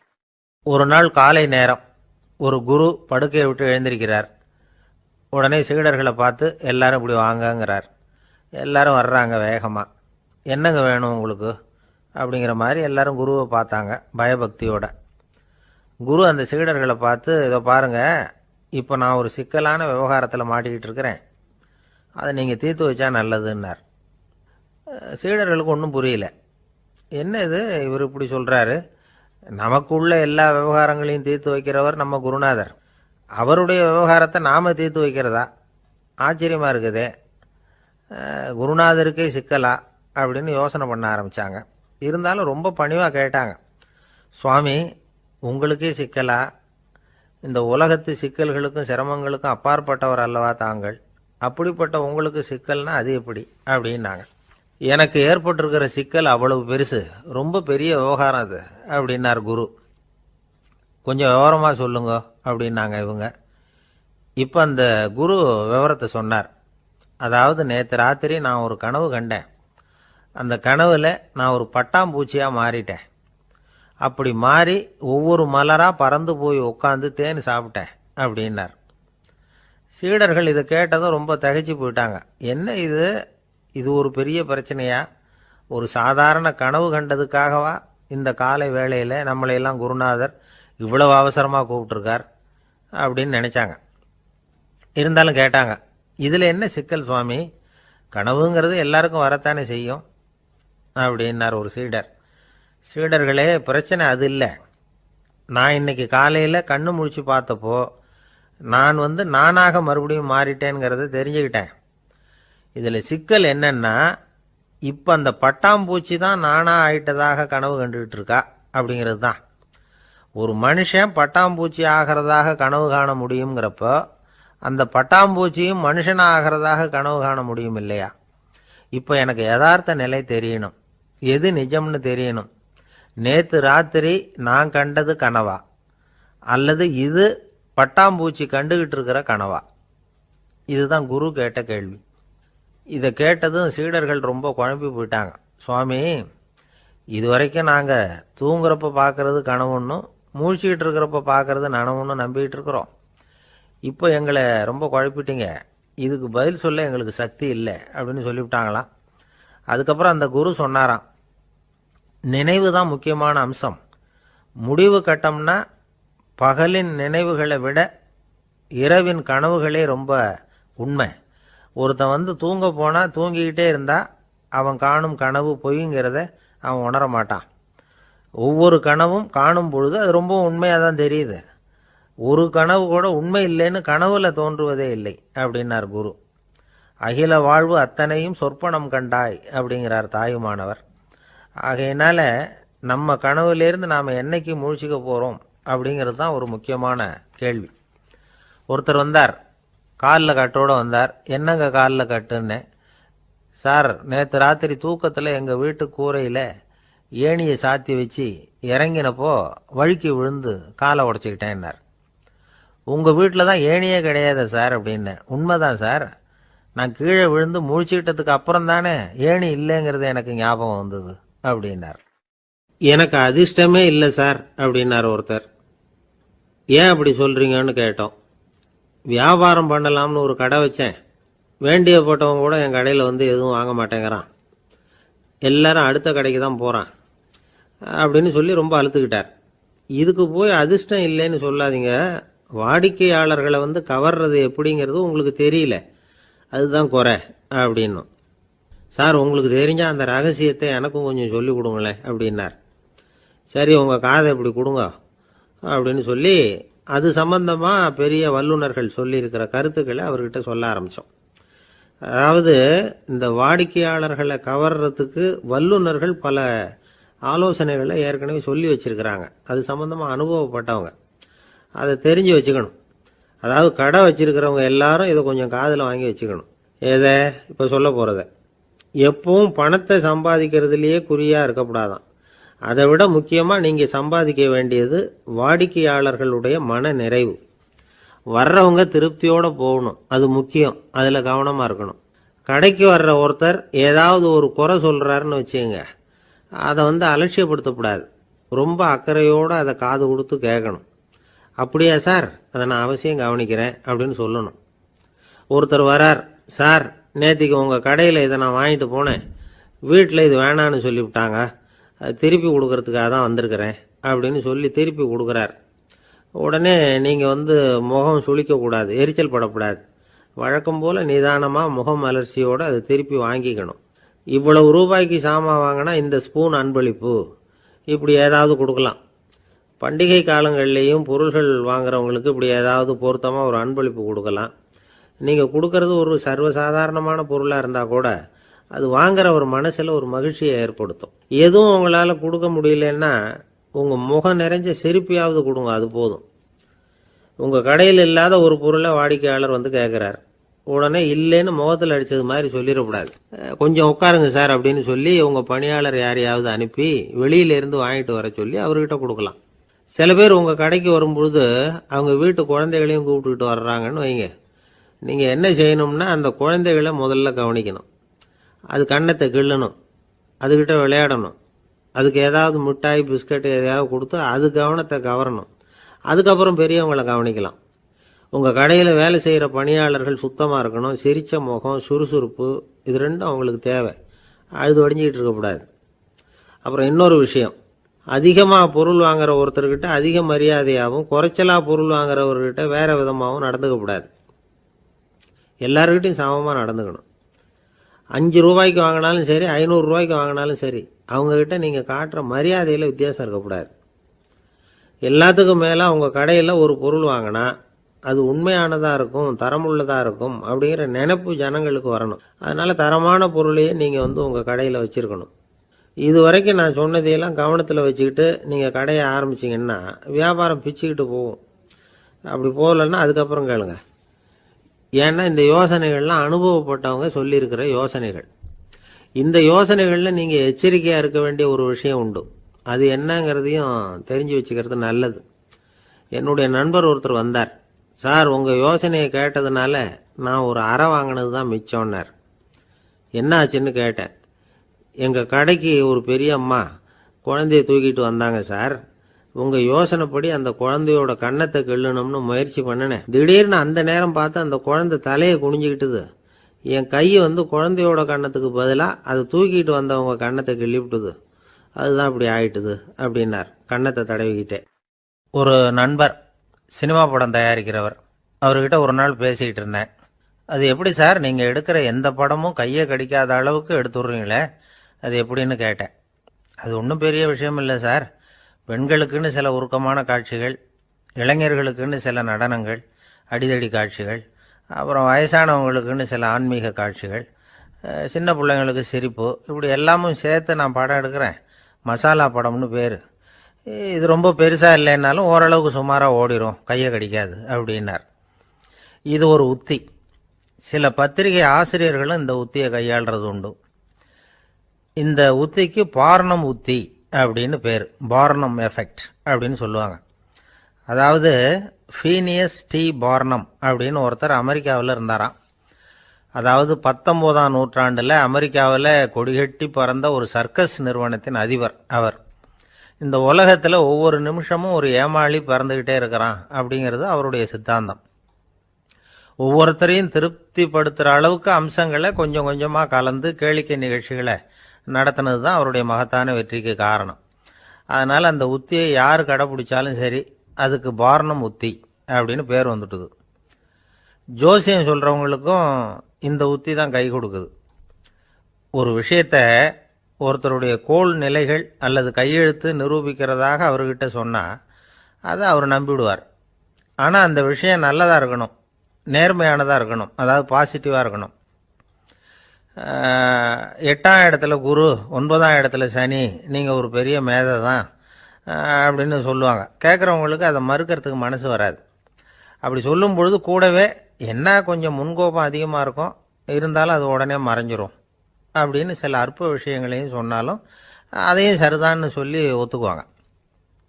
ஆளுமையை எடை போடுகிற ஒரு நிறுவப்பட்ட உத்தியின் மூலமாக தன்னுடைய குணாதிசயங்கள் கண்டுபிடிக்கப்பட்டதாக அவர் நம்புறது தான் இதுக்கு காரணம். இந்த மாதம் பணத்தட்டுப்பாடு கொஞ்சம் இருக்கும், உடம்புல ஏதாவது கொஞ்சம் அசௌகரியம் இருக்கும், வீட்டுக்குள்ளே லேசாக மனஸ்தாபம் வரலாம், இது மாதிரி பொதுப்படையாக சிலதை சொன்னாலே போதும், மக்களை நம்ப வச்சுடலாம். இதெல்லாம் நமக்கு மட்டும்தான் ஏற்படுது அப்படின்னு சொல்லி அவங்க நினைக்கிறது தான் காரணம். இதுதான் பார்னம் உத்திங்கிறது. மனிதர்கள் பாராட்டுக்களை விரும்புகிறதும் விமர்சனங்களை வெறுக்கிறதும் பார்னம் உத்தியின் அடுத்த கூறு. அதனால் ஒருத்தருக்கு ஜோசியம் சொன்னாலும் சரி, அவருடைய ஆளுமையை மதிப்பிடுறதாக இருந்தாலும் சரி, அவரை புகழற மாதிரி இருந்தாலும் சரி, அப்படி இருந்தால் தான் அது சரியாக இருக்கும். சாதகமான விஷயங்களை அதிகமாகவும் பாதகமான விஷயங்களை நாசூக்காகவும் சொன்னால் மக்கள் அதை நம்பிவிடுவாங்க. ஒருத்தரை கருமின்னு சொன்னால் ஏற்றுக்க மாட்டார். அதையே கொஞ்சம் மாற்றி நீங்கள் கொஞ்சம் சிக்கனமான ஆசாமி அப்படின்னு சொன்னால் நீங்கள் சொல்கிறது சரிதான் சார் அப்படிம்பார். நீங்கள் பெரிய செலவாளி தான், இருந்தாலும் நல்ல விஷயங்களுக்கு தான் செலவழிப்பீங்க அப்படின்னு சொல்லணும். இப்படி இந்த வாரணம் உத்தியை கடைபிடிச்சி இன்றைக்கி வெற்றிகரமாக காலம் தள்ளுறவங்க நிறைய பேர் இருக்கிறாங்க. இந்த உலகத்தில் ஒவ்வொரு நிமிஷமும் ஒரு ஏமாளி பறந்துக்கிட்டே இருக்கிறான் அப்படிங்கிறது தான் ஃபீனியஸ் பார்னம் அவர்களுடைய நம்பிக்கை. அதை விட அடுத்தவங்களை ஏமாளியாக நினைக்கிற மனுஷர்கள் தான் இன்றைக்கி உலகத்தில் ரொம்ப அதிகம்.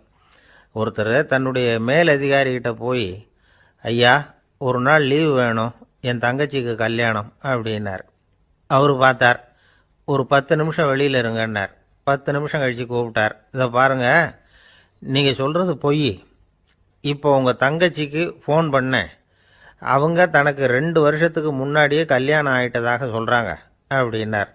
உடனே இவர் சொன்னார், சார் இப்போ நீங்கள் சொல்கிறதும் பொய்யாக தான் இருக்கணும், ஏன்னா நிஜமாக எனக்கு ஒரு தங்கச்சியே கிடையாது அப்படின்னார். குடும்பத்தில் ஒருத்தர் அனுசரிப்பு தன்மைங்கிறது ரொம்ப அவசியம். கணவன் மனைவின்னா அனுசரித்து போகணும்னு சொல்லுவாங்க. அதாவது ஒரு கணவன் அதுக்காக தான் அந்த காலத்துலலாம் ஒரு வீட்டுக்கு மாப்பிள்ளை தேடுறதுங்கிறது ஒரு பெரிய குடும்பத்தை நிர்வகிக்கிற அளவுக்கு ஒரு கணவனாக வரக்கூடிய எப்படி இருக்கணும் அப்படின்னா, அந்த காலத்தில் புலி வேட்டைக்கு போகணும். ஒரு பொண்ணுக்கு மாப்பிள்ளை தேடுறதுன்னா நம்ம தமிழ் பழக்கம் என்னென்னா, காட்டுக்கு போய் ஒரு புலியை வேட்டையாடிட்டு வரணும். அந்த புலி பல்லு அல்லது நகத்தை கொண்டுட்டு வரணும் அந்த இளைஞன். அதை வீட்டில் கொடுப்பான். அதை தான் கட்டி அதை இதாக கட்டுவாங்க, மாலையாக போடுவாங்க, தாலியாக கட்டுவாங்க. அதாவது வீரம் இருக்கா பையனுக்குன்னு பார்ப்பாங்க. ஒரு பொண்ணு வேணும்னா நீ முதல்ல வீட்டுக்கு பொண்ணு கேட்க போகக்கூடாது, காட்டுக்கு போகணும், போய் புளியை கொண்டு வா, அதுக்கப்புறம் தான் உனக்கு பொண்ணு அப்படின்னு சொல்லுவாங்க. இப்போவெல்லாம் ஏன் போகிறது இல்லைன்னா, இப்போலாம் ஒருத்தனை காட்டுக்கு போய் புலிப்பல் கொண்டு வான்னா புலி தான் மாப்பிள்ளையாக வரும். அதனால தான் இப்போ போகிறதில்ல யாரும் காட்டுக்கு. அப்போ பெண்களும் ரொம்ப வீரமாக இருந்தாங்க. பெண்கள் மூலம் அந்த காலத்தில் எப்படின்னா, முறத்தாலேயே புலியை துரத்துவாங்களாம். நம்ம பழைய பாட்டிலெல்லாம் பார்த்துருப்பீங்க, முறத்தால் புலியை விரட்டினாங்கன்னு வரும் பழைய பாட்டு. ஒரு அந்த அளவுக்கு பெண்களுக்கு வீரம். இப்போ கல்யாணம் ஆகி இந்த காலத்தில் ஒரு கணவனை விரட்டிட்டு வந்தாங்களாம் முறத்தை எடுத்துக்கிட்டு. ஒரு மனைவி, அவன் பயந்துட்டு வெளில ஓடி வரான், பின்னாடி முறத்தை எடுத்துகிட்டு அந்த அம்மா ஓடி வருது. இவனை தனியாக பிடிச்சி கொண்டு போய், என்னப்பா இந்த மனைவிட்டு இப்படி பயந்து ஓடி வரையே, முறத்தால் துரத்துறா இப்படி வரையே அப்படின்னு தான் அவன் அப்படியே தடுமாறிக்கிட்டு, அதெல்லாம் ஒன்றும் இல்லை, அவன் என்னை புலியாக நினைக்கிறா அப்படின்னு ஒரு பெருமையாக சொல்லிட்டானான். அந்த காலத்தில் புலியை தான் முறத்தால் விரட்டினாங்க, இப்போ புருஷனை விரட்டுறாங்க அப்படின்னு சொல்லி. அப்படி அந்த காலத்தில் கணவனுக்கு ஒரு குடும்பத்தை நிர்வகிக்கிற திறமை இருக்கா, உடல் வலிமை தான் முக்கியம். இப்போ கூட மதுரை பக்கத்தில் ஐயாவுக்கு தெரியும், அந்த இளவட்டக்கல்லுன்னு ஒரு ஊர். இப்போ ஊருக்கு ஊர் எல்லையில் கிடக்கும். ஊர் எல்லையில் ஒரு பெரிய கல் கிடக்கும். அந்த ஊருக்கு பொண்ணு கேட்க போகிறவங்க அந்த கல்லை தலைக்கு மேலே தூக்கி காட்டணும். அப்படியே தூக்கி தலைக்கு மேலே வசதி கீழே போடணும். அந்த வலு இருந்தால் தான் நீங்கள் அந்த ஊருக்குள்ளேயே போகலாம், பொண்ணு கேட்கறதுக்கு போகலாம். இல்லைன்னா நீ திரும்பி போக வேண்டியதான். அந்த வலிமை இருக்கா மாப்பிள்ளைன்னு பார்க்குறாங்க. இளவட்டக்கல்லுன்னு பேர். அப்போ என்ன பண்ணாங்கன்னா, ஒரு 1000 வருஷத்துக்கு முன்னாடி அந்த கல்லை தலைக்கு மேலே தூக்கி கீழே போடுவாங்களாம். ஒரு 500 வருஷத்துக்கு முன்னாடி அப்படி கொஞ்சம் தூரம் இடுப்பு அளவுக்கு தூக்கி கீழே போட்டுக்கிட்டு இருந்துருக்குறாங்க. அதுக்கப்புறம் ஒரு 100 வருஷத்துக்கு முன்னாடியெல்லாம் அப்படி முழங்கால அளவுக்கு அப்படி தூக்கி போட்டால் போகிறோம்னு வச்சுருந்தாங்களாம். இப்போ நான் அந்த ஊருக்கு என் கூட பழனிசாமின்னு ஒருத்தர் இருக்கார். அவர் போய், உனக்கு எப்படிப்பா இந்த ஊரில் கல்யாணம் ஆச்சு அப்படின்னா, இப்போலாம் நாங்கள் தொட்டு கும்பிட்டா போகிறோம், அதை அசைக்கிறது கூட இல்லை. அப்படி ஆகிட்டுது. ஒரு குடும்பத்தை கணவனாக வரப்போகிறவனுக்கான தகுதி அந்த காலத்தில் அப்படி இருந்துதான். அப்படி கணவன் தேர்ந்தெடுக்கிறது, குடும்ப தலைவனை தேர்ந்தெடுக்கிறது ஒரு பெரிய காரியம். ஒரு பெரிய செல்வந்தர் போட்டி வச்சாராம். ஒரு நீச்சல் குளம், அதில் யார் வேணாலும் குதித்து அந்த பக்கம் போய் கரையேறலாம். அந்த நீச்சல் குளத்தில் விஷப்பாம்புலாம் கிடக்கு. யார் துணிஞ்சி அந்த விஷப்பாம்பு இருக்கிற குளத்தில் குதித்து அந்த பக்கம் போய் கரையேறானோ அவனுக்கு ஒரு 100 ஏக்கர் நிலம் கொடுப்பேன், அது வேண்டான்னா ஒரு 1000 ஆடு கொடுப்பேன், அதுவும் வேண்டான்னா என் பொண்ணை கொடுப்பேன் அப்படின்னு போட்டி வச்சார். அதான் மாப்பிள்ளையை தேர்ந்தெடுக்கிறதுக்கு அவர் ஒரு வழி, நீச்சல் குளத்தில் குதிச்சு கரையேறணும். இப்போ அந்த ஊரில் இருக்கிற இளைஞர்கள்லாம் பார்க்குறாங்க அந்த குளத்தில் குதிக்கணும்னு. ஆனால் குளத்தில் ஒரு விஷப்பாம்புலாம் கிடக்கு. இது என்ன பண்ணுறதுன்னு பார்த்தா யாருமே குதிக்கிறதுக்கு தைரியம் வரல. திடீர்னு ஒருத்தன் துணிஞ்சு குதித்தான். படபடன்னு அடிச்சுட்டு போய் அந்த பக்கம் கரையேறிட்டான். கரையேறின உடனே பரவாயில்லையே ஒரு ஆள் வந்துட்டான்னு சொல்லி அவனை அந்த இளைஞனை போய் பிடிச்சிட்டு வந்தாங்க.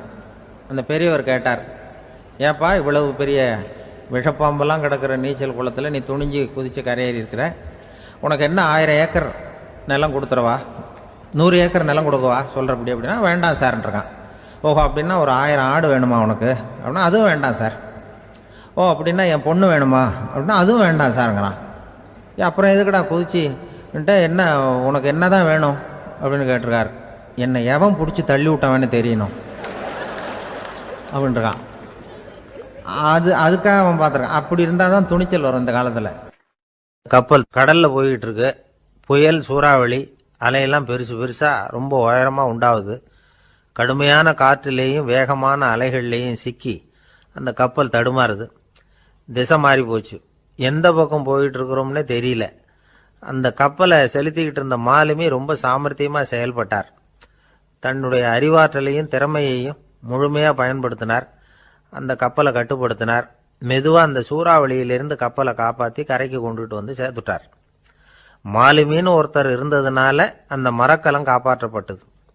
மாலுமின்னு ஒருத்தர் இல்லைன்னு வச்சுக்கோங்க, அந்த கப்பலோட கதி என்னவா இருக்கும் யோசிச்சு பாருங்க. ஒரு கோபக்காரனுடைய நிலைமையும் அப்படித்தானா. கோபக்காரன்கிறவன் ஒரு மாலுமி இல்லாத மரக்கலம் அப்படிங்கிறார் நபிகள் நாயகம். கொந்தளிக்கிற கடல்ல கொடுமையான அலைகளின் உச்சியில அல்லல் படுகிற மரக்கலத்தை விட மோசமானது கோபக்காரனின் நிலைமை அப்படிங்கிறது அவருடைய கருத்து. அது மாதிரி இதுன்னு சொல்லல, அதை விட மோசம் இது அப்படிங்கிறார். ஏன் தெரியுமா? ஒரு கப்பல் கடல்ல தடுமாறினா அதை சரிப்படுத்த மாலுமி இருக்கிறார். அவர் தன்னுடைய சாமர்த்தியத்தினால அதை கட்டுப்படுத்தி சரியான வழிக்கு கொண்டுட்டு வந்துருவார். ஆனா கோபக்காரனுடைய நிலைமை அப்படி இல்லை அப்படிங்கிறார் நபிகள் நாயகம். மனித மனம் ஒரு மரக்கலம், அறிவு அதில் இருக்கிற மாலுமி.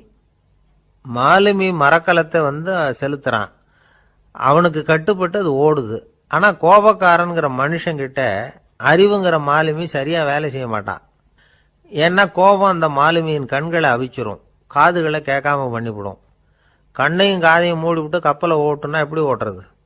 அதனால கோபக்காரன் மாலுமி இல்லாத மரக்கலம். இடி மின்னல்ல மாட்டிக்கிட்டு கஷ்டப்படுற கப்பல் மாதிரி கஷ்டப்படுறான். பெரியவங்கள்லாம் என்ன சொல்றாங்க? உனக்கு கெடுதல் பண்ணவனுக்கும் நீ நன்மையை செய், எவருடைய விருப்பு வெறுப்பையும் பொருட்படுத்தாதே. பரம எதிரிக்கும் நீ நன்மை செய்ய ஆரம்பிச்சா உன்னுடைய தூய நிலையை பார்த்துட்டு அவனும் உனக்கு நெருக்கமான நண்பனா ஆயிடுவான். இதுதான் பெரியவங்க நமக்கு சொல்லி இருக்கிறது. புனித குரான் சொல்றது என்ன? தீமையை நன்மையை கொண்டே நீர் தடுத்து கொள்ளும் அப்படின்னு சொல்லப்பட்டிருக்கு. அதுல இன்னா செய்தாரை ஒருத்தல் அவர் நாண நன்னயம் செய்து விடல் அப்படிங்கிறார் திருவள்ளுவர். செல்வந்தர் ஒருத்தர்கிட்ட ஒரு சிறுவன் ஆடு மேய்ச்சிக்கிட்டு இருந்தானா. பெரியவர் அவனை கூப்பிட்டு, நீ நேரா போய் ஒரு ஆட்டுல உள்ள ரொம்ப நல்ல பகுதி எதுவோ அதை எடுத்துக்கிட்டு வா அப்படின்னாராம். இவன் போனான். ஒரு ஆட்டு உடம்புல இருந்த நாக்கு, இருதயம், இது ரெண்டையும் எடுத்துக்கிட்டு கொடுத்தானான். பெரியவர் வாங்கி பார்த்தார். அதுக்கப்புறம் இப்ப நீ போய் இன்னொரு ஆட்டுல இருக்கிற ரொம்ப கெட்ட பகுதி எதுவோ அதை எடுத்துட்டு வா அப்படின்னாராம். இவன் போய் எடுத்துட்டு வந்தான். அவன் கையில் இருந்தது மறுபடியும் அதே மாதிரி நாக்கு, இருதயம், இது ரெண்டும் தான். என்னது இப்பவும் அதையே கொண்டுட்டு வந்திருக்கிற அப்படின்னாராம் பெரியவர். இவன் சொன்னானா, ஒரு உடம்புல உள்ள ரொம்ப நல்ல பொருளும் இதுதான், ரொம்ப கெட்ட பொருளும் இதுதான் அப்படின்னானா. இளம் வயசுல இப்படி பதில் சொன்னவர் தான் பேரறிஞர் லுக்மானுல் ஹக்கீம் அவர்கள். கோபப்படாம இருந்தா இது ரெண்டும் நல்லா வேலை செய்யும், கோபப்பட்டா இது ரெண்டும் மோசமா வேலை செய்யும். அதை புரிஞ்சுக்கிறதுக்காகத்தான் இன்னைக்கு இந்த தகவல். கோபம் வந்துட்டா நாம என்ன செய்யறோங்கிறது நமக்கே தெரியாது. ஒருத்தர் டாக்டர் கிட்ட போனார் அவசரமா. டாக்டர், எனக்கு இப்ப கடுமையான கோப வெறி, எனக்கு கண்ணு மண்ணு ஒன்றும் புரியல, உடனடியாக அதை கட்டுப்படுத்தணும், உடனே இதுக்கு ஏதாவது ஒரு மாத்திரை கொடுங்க ப்ளீஸ் அப்படின்னார்.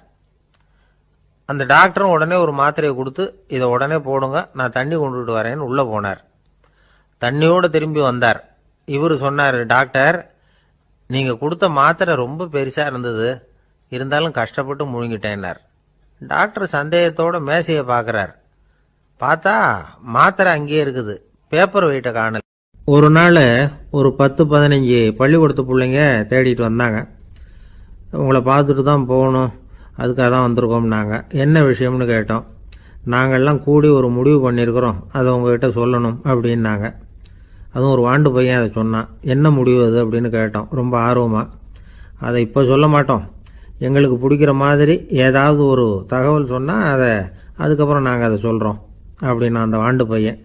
சரி, சின்ன பையன்கிட்ட இன்றைக்கி வசமாக மாட்டிக்கிட்டோம் அப்படின்னு நினச்சிக்கிட்டு அவங்களுக்கு தகுந்த மாதிரி ஒரு கதை சொல்ல ஆரம்பித்தோம். அது என்ன கதைன்னா, ஒரு பெரிய காடு, அதில் பலவிதமான மிருகங்கள். அந்த காட்டுக்கு ஒரு சிங்கம் தான் ராஜா. எப்பவும் காட்டுக்கு அது தானே ராஜா. ஒரு பெரிய யானைக்கு இது பொறுக்கலை. என்ன இது, எப்போ பார்த்தாலும் இங்கே சிங்கத்துக்கே ராஜா பதவி கிடைக்குது, நான்லாம் எவ்வளவு பலசாலியாக இருக்கிறேன், அப்படி இருந்தும் எனக்கு அந்த பதவி கிடைக்கலையே அப்படின்னு தனக்குள்ளே பொறுமிக்கிட்டே இருந்தது. ராஜா பதவியை நினச்சி ரொம்ப ஏக்கம், அதுக்கு பதவி மோகம். இந்த சமயம் பார்த்து ஒரு குள்ள நரி கூட்டம் அதை தேடிட்டு வந்தது. ஐயா பெரியவங்களே, நீங்கள் இந்த காட்டுக்கு ராஜாவாக இருக்க ஆசைப்படுறீங்க, அதில் ஒன்றும் தப்பு இல்லை. ஆனால் அதுக்கு முன்னாடி நீங்கள் எங்கள் கூட்டத்துக்கு கொஞ்ச நாள் தலைவராக இருங்க, அதாவது ராஜாவாக இருங்களேன், உங்களுக்கும் ஒரு ட்ரைனிங் கிடைச்சது மாதிரி இருக்கும் அப்படின்னு சொல்லியிருக்குது இந்த கூட்டம், குள்ள நரி கூட்டம். இதை கேட்ட உடனே யானைக்கு ரொம்ப சந்தோஷம் தாங்கலை. அதுதான் எப்போன்னு பதவிக்காக காத்துக்கிட்டு இருக்குதே. இருந்தாலும் கொஞ்சம் பிகுவோட, சரி நீங்கள்லாம் இவ்வளோ தூரம் என்னை தேடிட்டு வந்து கேட்கறதுனால மறுக்க முடியல அப்படின்னு ரொம்ப ஏதோ அவளுக்கு சிரமப்பட்டு ஒத்துக்கிறது மாதிரி ஒத்துக்கிட்டது. ஏதோ உங்கள் ஆசைக்கு கட்டுப்படுறேன், கொஞ்ச நாள் உங்கள் கூட்டத்துக்கு ராஜாவாக இருக்கிறதுக்கு சம்மதிக்கிறேன் அப்படின்னுது. உடனே அந்த யானை ராஜ நட போட ஆரம்பிச்சிட்டுது. யானை சாதாரணமாக நடந்தாவே எப்படி இருக்குங்கிறது நமக்கு தெரியும். அதுவே ராஜ நட நடந்தால் எப்படி இருக்கும் கற்பனை பண்ணி பாருங்கள்.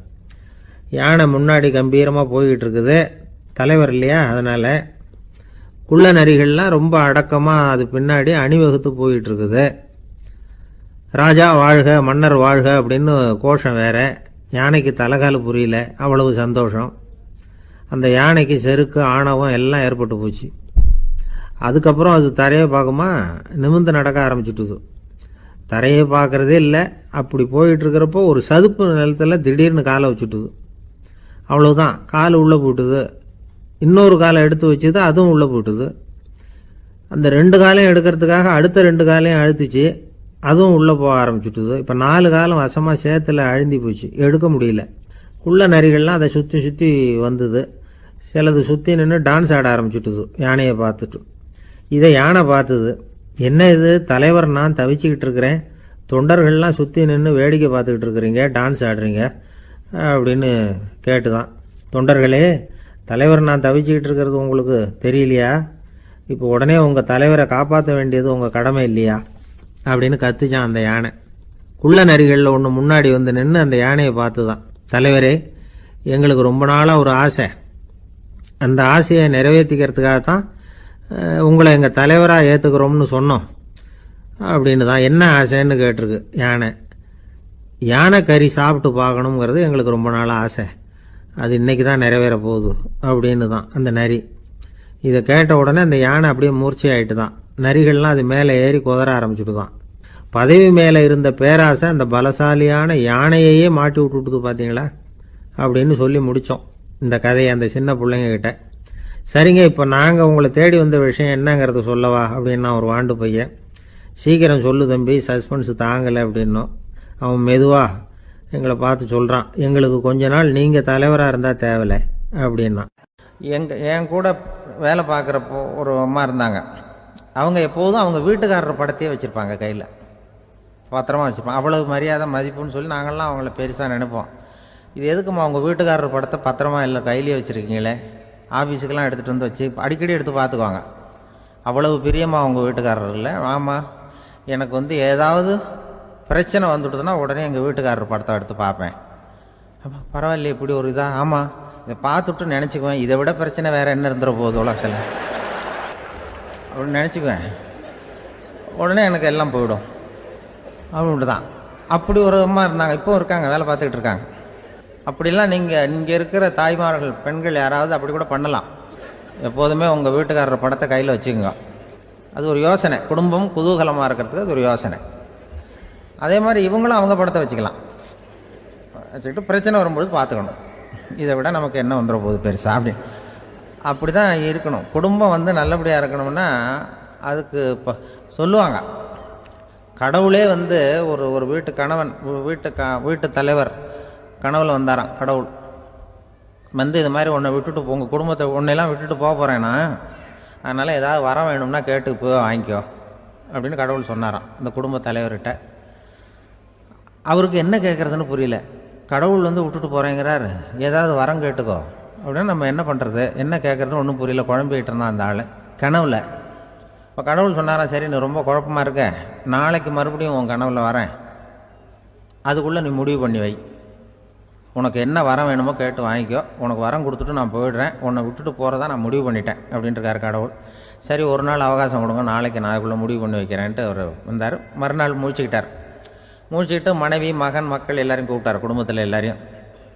அப்படி வாங்க, இது மாதிரி நேற்று கனவுல வந்தார் கடவுள், நம்மளை விட்டுட்டு போக போகிறாராம், என்ன வரம் வேணும்னு கேட்டு வாங்கிங்கோ அப்படின்னு இப்போ சொல்லிட்டார். என்ன கேட்குறதுன்னா அப்படின்னு அந்த கணவன் கேட்குறான். இந்த மனைவி சொல்கிறாங்க, என் உடம்பு பூரா நகையாக இருக்கணும் அப்படின்னு கேள் அப்படின்ட்டுருக்கு. அதுக்குள்ளே அந்த ஒரு பொண்ணு ஓடி வந்து, அப்படிலாம் கேட்காதப்பா கடவுள்கிட்ட, இப்போ இருக்கிற சொத்து எவ்வளோ இருக்கோ அதுபோல் இன்னொரு பங்கு வேணும்னு கேள் அப்படின்னு. அந்த பையன் வந்து அவன் வேறு சொன்னான், அவன் அது நமக்கு வந்து இது போல் ஒரு 10 பங்காவது வேணும், 2 பங்களா கார் வேணும் அப்படின்னு அவன் ஒரு லிஸ்ட்டை கொடுத்தான். இவர் என்ன கேட்குறதுன்னு முடிவு பண்ணுறதுக்குள்ள அங்கே வேலை செய்கிற அம்மா, ஒரு வயசான அம்மா வந்திருக்கு, வேலை செய்கிற அம்மா. அது வந்து சொல்லிச்சான் இவர்கிட்ட, தப்பாரு கடவுள்கிட்ட அப்படிலாம் கேட்காதப்பா, நாளைக்கு வரும்பொழுது என்ன வர வேணும்னா எங்கள் குடும்பத்தில் எல்லாரும் அன்பாக இருக்கணும் பாசமாக இருக்கணும்னு கேட்டு வாங்கிக்கோ வரத்தை, அன்பு பாசம் குடும்பத்தில் எப்போதும் நிலவணும்னு கேட்டு வாங்கிக்கோ, வேற எல்லாம் நம்ம பார்த்துக்கலான்னு இந்த பெரியம்மா சொல்லிச்சான். மறுநாள் அதே மாதிரி படுத்து தூங்கினார். கடவுள் கனவுல வந்தார். வந்து கேட்கும்பொழுது இவர் சொன்னாராம், ஐயா எனக்கு வந்து எங்கள் குடும்பத்தில் நாங்கள் கணவன் மனைவி புள்ள குட்டி எல்லாம் பாசமாக இருக்கணும் அன்பாக இருக்கணும், இதுதான் எங்களுக்கு வர வேணும் அப்படின்னு கேட்டாராம். இவர் கேட்டதும் கடவுள் வந்து தலையை சொரிய ஆரம்பிச்சிட்டாராம். ஏன் என்ன யோசிக்கிறீங்கன்னு கேட்டிருக்காரு. நீங்கள் அன்பாக பிரியமாக இருந்தீங்கன்னா அப்புறம் ஏன் நான் உங்களை விட்டுட்டு போக போகிறேன், நான் ஏற்கனவே இல்லைங்கிறதுனால தான் உங்களை விட்டு போகலாம்னு முடிவு பண்ணியிருந்தேன். இப்போ நீங்கள் ஏற்கனவே பாசமாக இருந்தீங்கன்னா நான் இனிமேல் போக மாட்டேன், அதனால் ஏன் முடிவும் மாற்றிக்க வேண்டியது தான், உங்கள் கூட தான் இருக்க போகிறேன்னாராம். இப்படி ஒரு கதை சொல்லுவாங்க. அதனால் ஒரு குடும்பத்தில் அந்தந்த உறவு முறைகள் சரியாக இருக்கிற வரைக்கும் எல்லாம் நல்லாயிருக்கும். அங்கே தான் அங்கே இறைவன் வாழும் இல்லம்ங்கிறாங்களே, அதுதான் அது. அதில் அந்த குடும்ப தலைவருங்கிறவர் கணவன் அப்படிங்கிறதுனால அவருக்கு தான் பொறுப்பு. அவருக்கு நிறைய சகிப்புத்தன்மை வேணும், கோபம் வரக்கூடாது, யார் என்ன சொன்னாலும் போகணும். சில கணவன்மார்கள் வந்து எது சொன்னாலும் மனைவி வந்து தட்டுறதில்லை, அங்கே போனால் போவாங்க, எதுக்கு போக சொல்கிறேன்னு கேட்குறதில்ல, போகிறது, இங்கே வான்னா வர்றது. திருவள்ளுவர் மனைவி இருந்தாருன்னு சொல்கிறாங்கல்ல, அது மாதிரி. அது எப்படின்னா ஒருத்தர் சொன்னார், அது அப்படி இல்லை, அதுக்கு ஒரு கதை சொன்னார். ஹிட்லர் வந்து வந்தாராம் ஒரு தடவை, ஒரு பெரிய கப்பல் மேலே, கப்பலுடைய மேல் தளத்தில் ஹிட்லர் வந்துக்கிட்டு இருக்கார். ஒரு இங்கிலீஷ் கேப்டன் எதிரில் நிற்கிறான். அவனுக்கு பெரிய ஆச்சரியம், இந்த ஆள் எப்படி இப்படி ஒரு தனி மனிதனாக இருந்துக்கிட்டு உலகத்தையே இப்படி இந்த பாடுபடுத்துகிறார் அப்படின்னு சொல்லி, உன்னுடைய வெற்றிக்கு என்ன காரணம்னு கேட்டாராம் அந்த இங்கிலீஷ் கேப்டன். இப்போ ஹிட்லர் சொன்னாராம், என்னுடைய வெற்றிக்கு காரணம் என்கிட்ட வேலை செய்கிற ஊழியர்கள், நான் கிழிச்ச கோட்டை தாண்ட மாட்டாங்க, நான் என்ன சொல்கிறேனோ அதை உடனே செய்வாங்க, ஏன் எதுக்குன்னு எதிர்த்து பேச மாட்டாங்க, அதுதான் என்னுடைய வெற்றிக்கு காரணம் அப்படின்னு சொல்லி அதை நிரூபித்து காட்டுறேன் பார் அப்படின்னு சொல்லி கையை தட்டினாராம் ஹிட்லர். உடனே ஒரு சிப்பாய் எங்கேருந்து வந்து லெஃப்ட் ரைட்னு போட்டு வந்து சல்யூட் பண்ணி நின்னான். உடனே ஹிட்லர் சொன்னார், நீ அப்படியே இந்த கப்பல் மேல் தளத்துலேருந்து அப்படி கடலில் விழுந்து செத்து போடா அப்படின்னு பொத்துன்னு குதிச்சுட்டான். எதுக்கு சொல்கிறேன் என்ன இதில், உடனே குதிச்சு செத்து போட்டான். இவருக்கு பெரிய ஆச்சரியம் கேப்டனுக்கு. ஹிட்லர் சொன்னார், இதுதான் என்னுடைய வெற்றிக்கு காரணம், தப்பார் இன்னொருத்தனை கூப்பிட்றேன் அப்படின்னு தட்டினா இந்த பக்கத்துலேருந்து ஒருத்தன் வந்தான், லெஃப்ட் ரைட்னு வந்து நின்னா, நீ இப்படி குதிச்சு செத்து போடா அப்படின்னு பொத்துன்னு குதிச்சிட்டான். எதுக்கு போக சொல்கிறீங்கன்னு ஒன்றுமே கேட்கல, குதினா உடனே குதிச்சிட்டான். அப்போ ஹிட்லர் சொன்னார், இதே மாதிரி என்னுடைய ஒவ்வொரு ஊழியர்களும் இருக்கிறாங்க, நானும் ஊழியர்களை இழக்கிறதுக்கு தயாராக இல்லை, தப்பார் தயாராக இருப்பேன் எப்போதும், தப்பார் இன்னொருத்தரம் தட்டுறேன்னு இன்னொருத்தர் வந்தார். எதிர்த்தாவில் இருந்து ஒருத்தன் லெஃப்ட் ரைட் சல்யூட் அடித்தான்.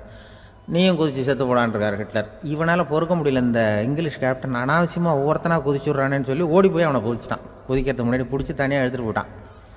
தனியாக எடுத்துகிட்டு போய் அந்த சிப்பாய்கிட்ட கேட்டாரான் அந்த இங்கிலீஷ் கேப்டன், ஏன்ப்பா அந்த ஆள் குதிக்க சொல்கிறான்னா நீ ஏன் எதுக்குன்னு கேட்குறது இல்லையா, உடனே குதித்து செத்து போகிறீங்களே, இதெல்லாம் என்ன அநியாயம் அப்படின்ட்டுருக்கான் அந்த இங்கிலீஷ் கேப்டன் கையை பிடிச்சிக்கிட்டு. உடனே அந்த சிப்பாய்க்கு கோவம் வந்துட்டு தான், உடையா கையை, இவன்ட்ட வேலை பார்க்குறத விட உழுந்து செத்து போகலான்னு நான் குதிக்கிறான், என்ன அனாவசியமாக எதுக்கையா இருக்க சொல்கிறேன் அப்படின்னு சொல்லி குதிச்சுட்டானா. அதனால் இந்த உடனே சொல்கிறத செய்கிறாங்க பாருங்கள், அவங்கள நம்பக்கூடாது. கணவன்மார்களுக்கு ஒரு எச்சரிக்கை. சொல்கிறத உடனே செஞ்சுருவாங்க மனைவி. நீ அங்கே போனால் போங்க, வரணும் அந்த ஹிட்லர் மாதிரி நினைக்கிறாங்கன்னு அர்த்தம். இதுகிட்ட பேசிக்கிட்டு இருக்கிறத விட சொல்கிறத செஞ்சுட்டு போடுவோமே. அப்படி சமாளிக்கிற கணவன்மார்கள் உண்டு. குடும்பத்தில் அப்படிலாம் இருந்து சமாளிக்கிறாங்க. சில பேர் ஆளை பார்த்தா 60 வயசு மாதிரி தோணும். உண்மையான வயசு என்னன்னு பார்த்தா 40 அல்லது 45பாங்க. சில பேரை பார்க்கறதுக்கு 45 மாதிரி தெரியும், உண்மையிலேயே 65 தாண்டி இருப்பாங்க. ஒரு மனிதனுக்கு 2 வகையான வயது உண்டுங்கிறார் ஓஷோ. அதாவது உடம்புக்குன்னு ஒரு வயசு, மனசுக்குன்னு ஒரு வயசு.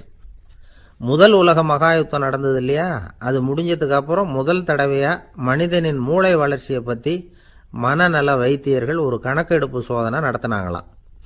அது வரைக்கும் மனிதனுக்கு 2 வகையான வயது உண்டுன்னு யாரும் சிந்திச்சதே இல்லையா. அந்த உலக மகாயுத்தம் முடிஞ்சதுக்கு அப்புறம் மனிதனுடைய சராசரி மனதின் வயதை கணக்கிட்டு பார்க்கும் பொழுது அவங்களுக்கெல்லாம் ரொம்ப அதிர்ச்சியாக இருந்துதான். ஏன்னா அது ரொம்ப பின்தங்கிய நிலையில் இருந்திருக்கு, வளர்ச்சி அடையாத நிலையில் இருந்திருக்கு.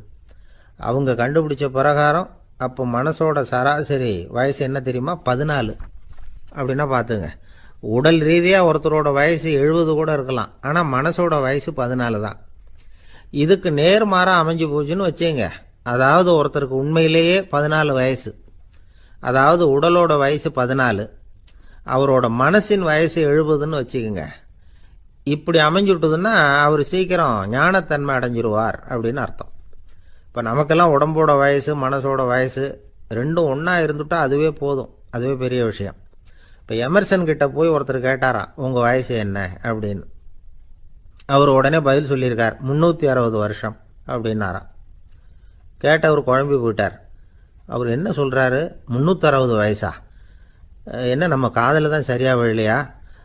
எமர்சன் எப்பவும் உண்மையை பேசுகிற ஒரு சிறந்த அறிவாளி, அவர் இப்படிலாம் பொய் சொல்ல மாட்டாரே அப்படின்னு ஒரு யோசனை பண்ணிக்கிட்டே இவர் மறுபடியும் அவர் கிட்ட போனாராம். ஐயா, நீங்கள் சொன்னது சரியாக என் காதில் விழலை, அதனால் மறுபடியும் கேட்குறேன், உங்கள் வயசு என்ன அப்படின்னாராம்.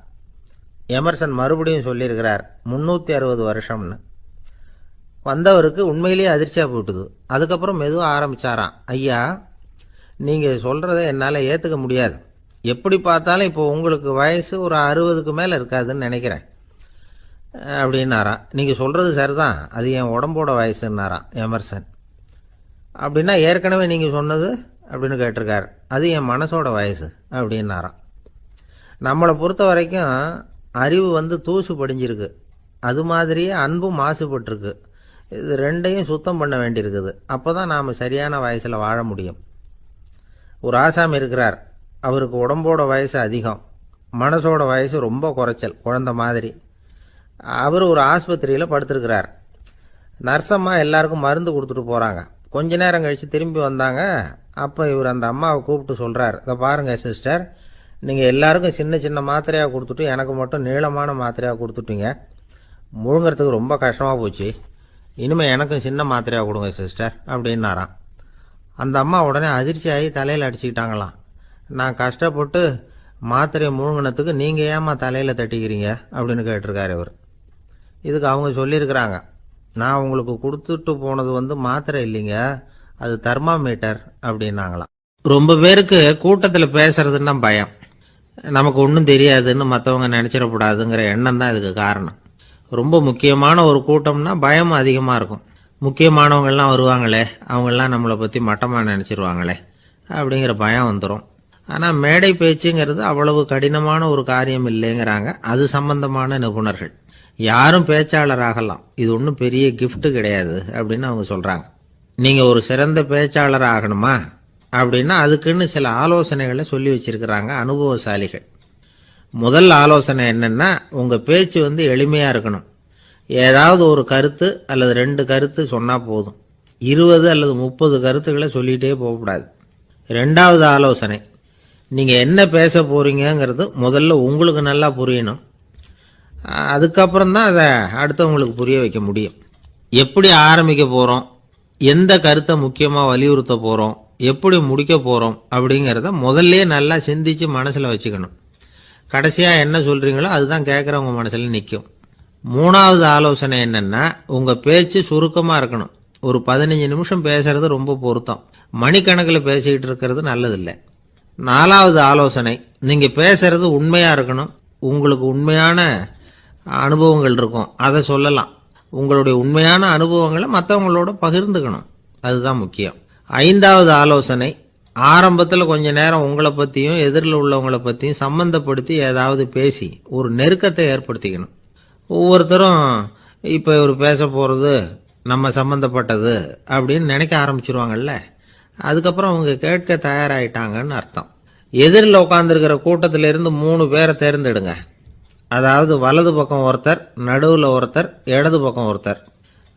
அதாவது உங்களை ரொம்ப கனிவாகவும் ஆர்வமாகவும் பார்க்குறவராக பார்த்து தேர்ந்தெடுத்துங்க மனசுக்குள்ள.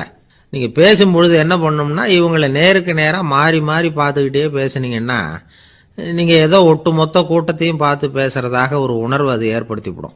6வது ஆலோசனை என்னென்னா, சொற்பொழிவுன்னா நீங்கள் பேசணும், படிக்கக்கூடாது.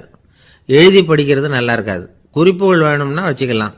படிக்கிறது பேப்பர்லேருந்து வர்றது மாதிரி இருக்கும், பேசுறது இதயத்திலேருந்து வர்றது மாதிரி இருக்கும். அப்புறம் 7வது ஆலோசனை சொல்கிறாங்க. அது என்னென்னா, மேடையில் ஏறி நின்ன உடனே இயல்பாக மூச்சை இழுத்து விட்டுங்க, இயல்பு நிலைக்கு வாங்க, அதுக்கப்புறம் இயல்பாக பேச ஆரம்பிக்கலாம் அப்படிங்கிறாங்க. இவ்வளவும் பேச்சு கலையில் வல்லுநர்களாக இருக்கிறவங்க சொல்லுகிற ஆலோசனைகள். இதையெல்லாம் கடைபிடிச்சா நமக்கும் அதுக்கும் வெகு தூரம்னு நினச்சிக்கிட்டு இருந்த ஒன்று இப்போ கிட்டத்தில் நெருங்கி வந்துடும். நாம் சொல்கிறபடியெல்லாம் அது கேட்கும். ஒரு பேச்சாளர், அவருக்கு சுருக்கமாகவே பேச தெரியாது. மேடையில் ஏற்றி விட்டுவிட்டா போதும், ஆரம்பிச்சிருவார், நிறுத்த மாட்டார், பேசிக்கிட்டே இருப்பார். ஒரு தடவை அவர் ஒரு கூட்டத்தில் ரொம்ப நேரம் பேசிக்கிட்டே இருக்கிறார். எதிரில் பொறுமை இழந்த ஒருத்தர் தன்னுடைய கை கடிகாரத்தை காட்டினார். அதை கவனித்த பேச்சாளர், மன்னிக்கணும், கை கடிகாரம் நான் கொண்டுகிட்டு வர மறந்துட்டேன், அதுதான் நேரம் போனதே தெரியல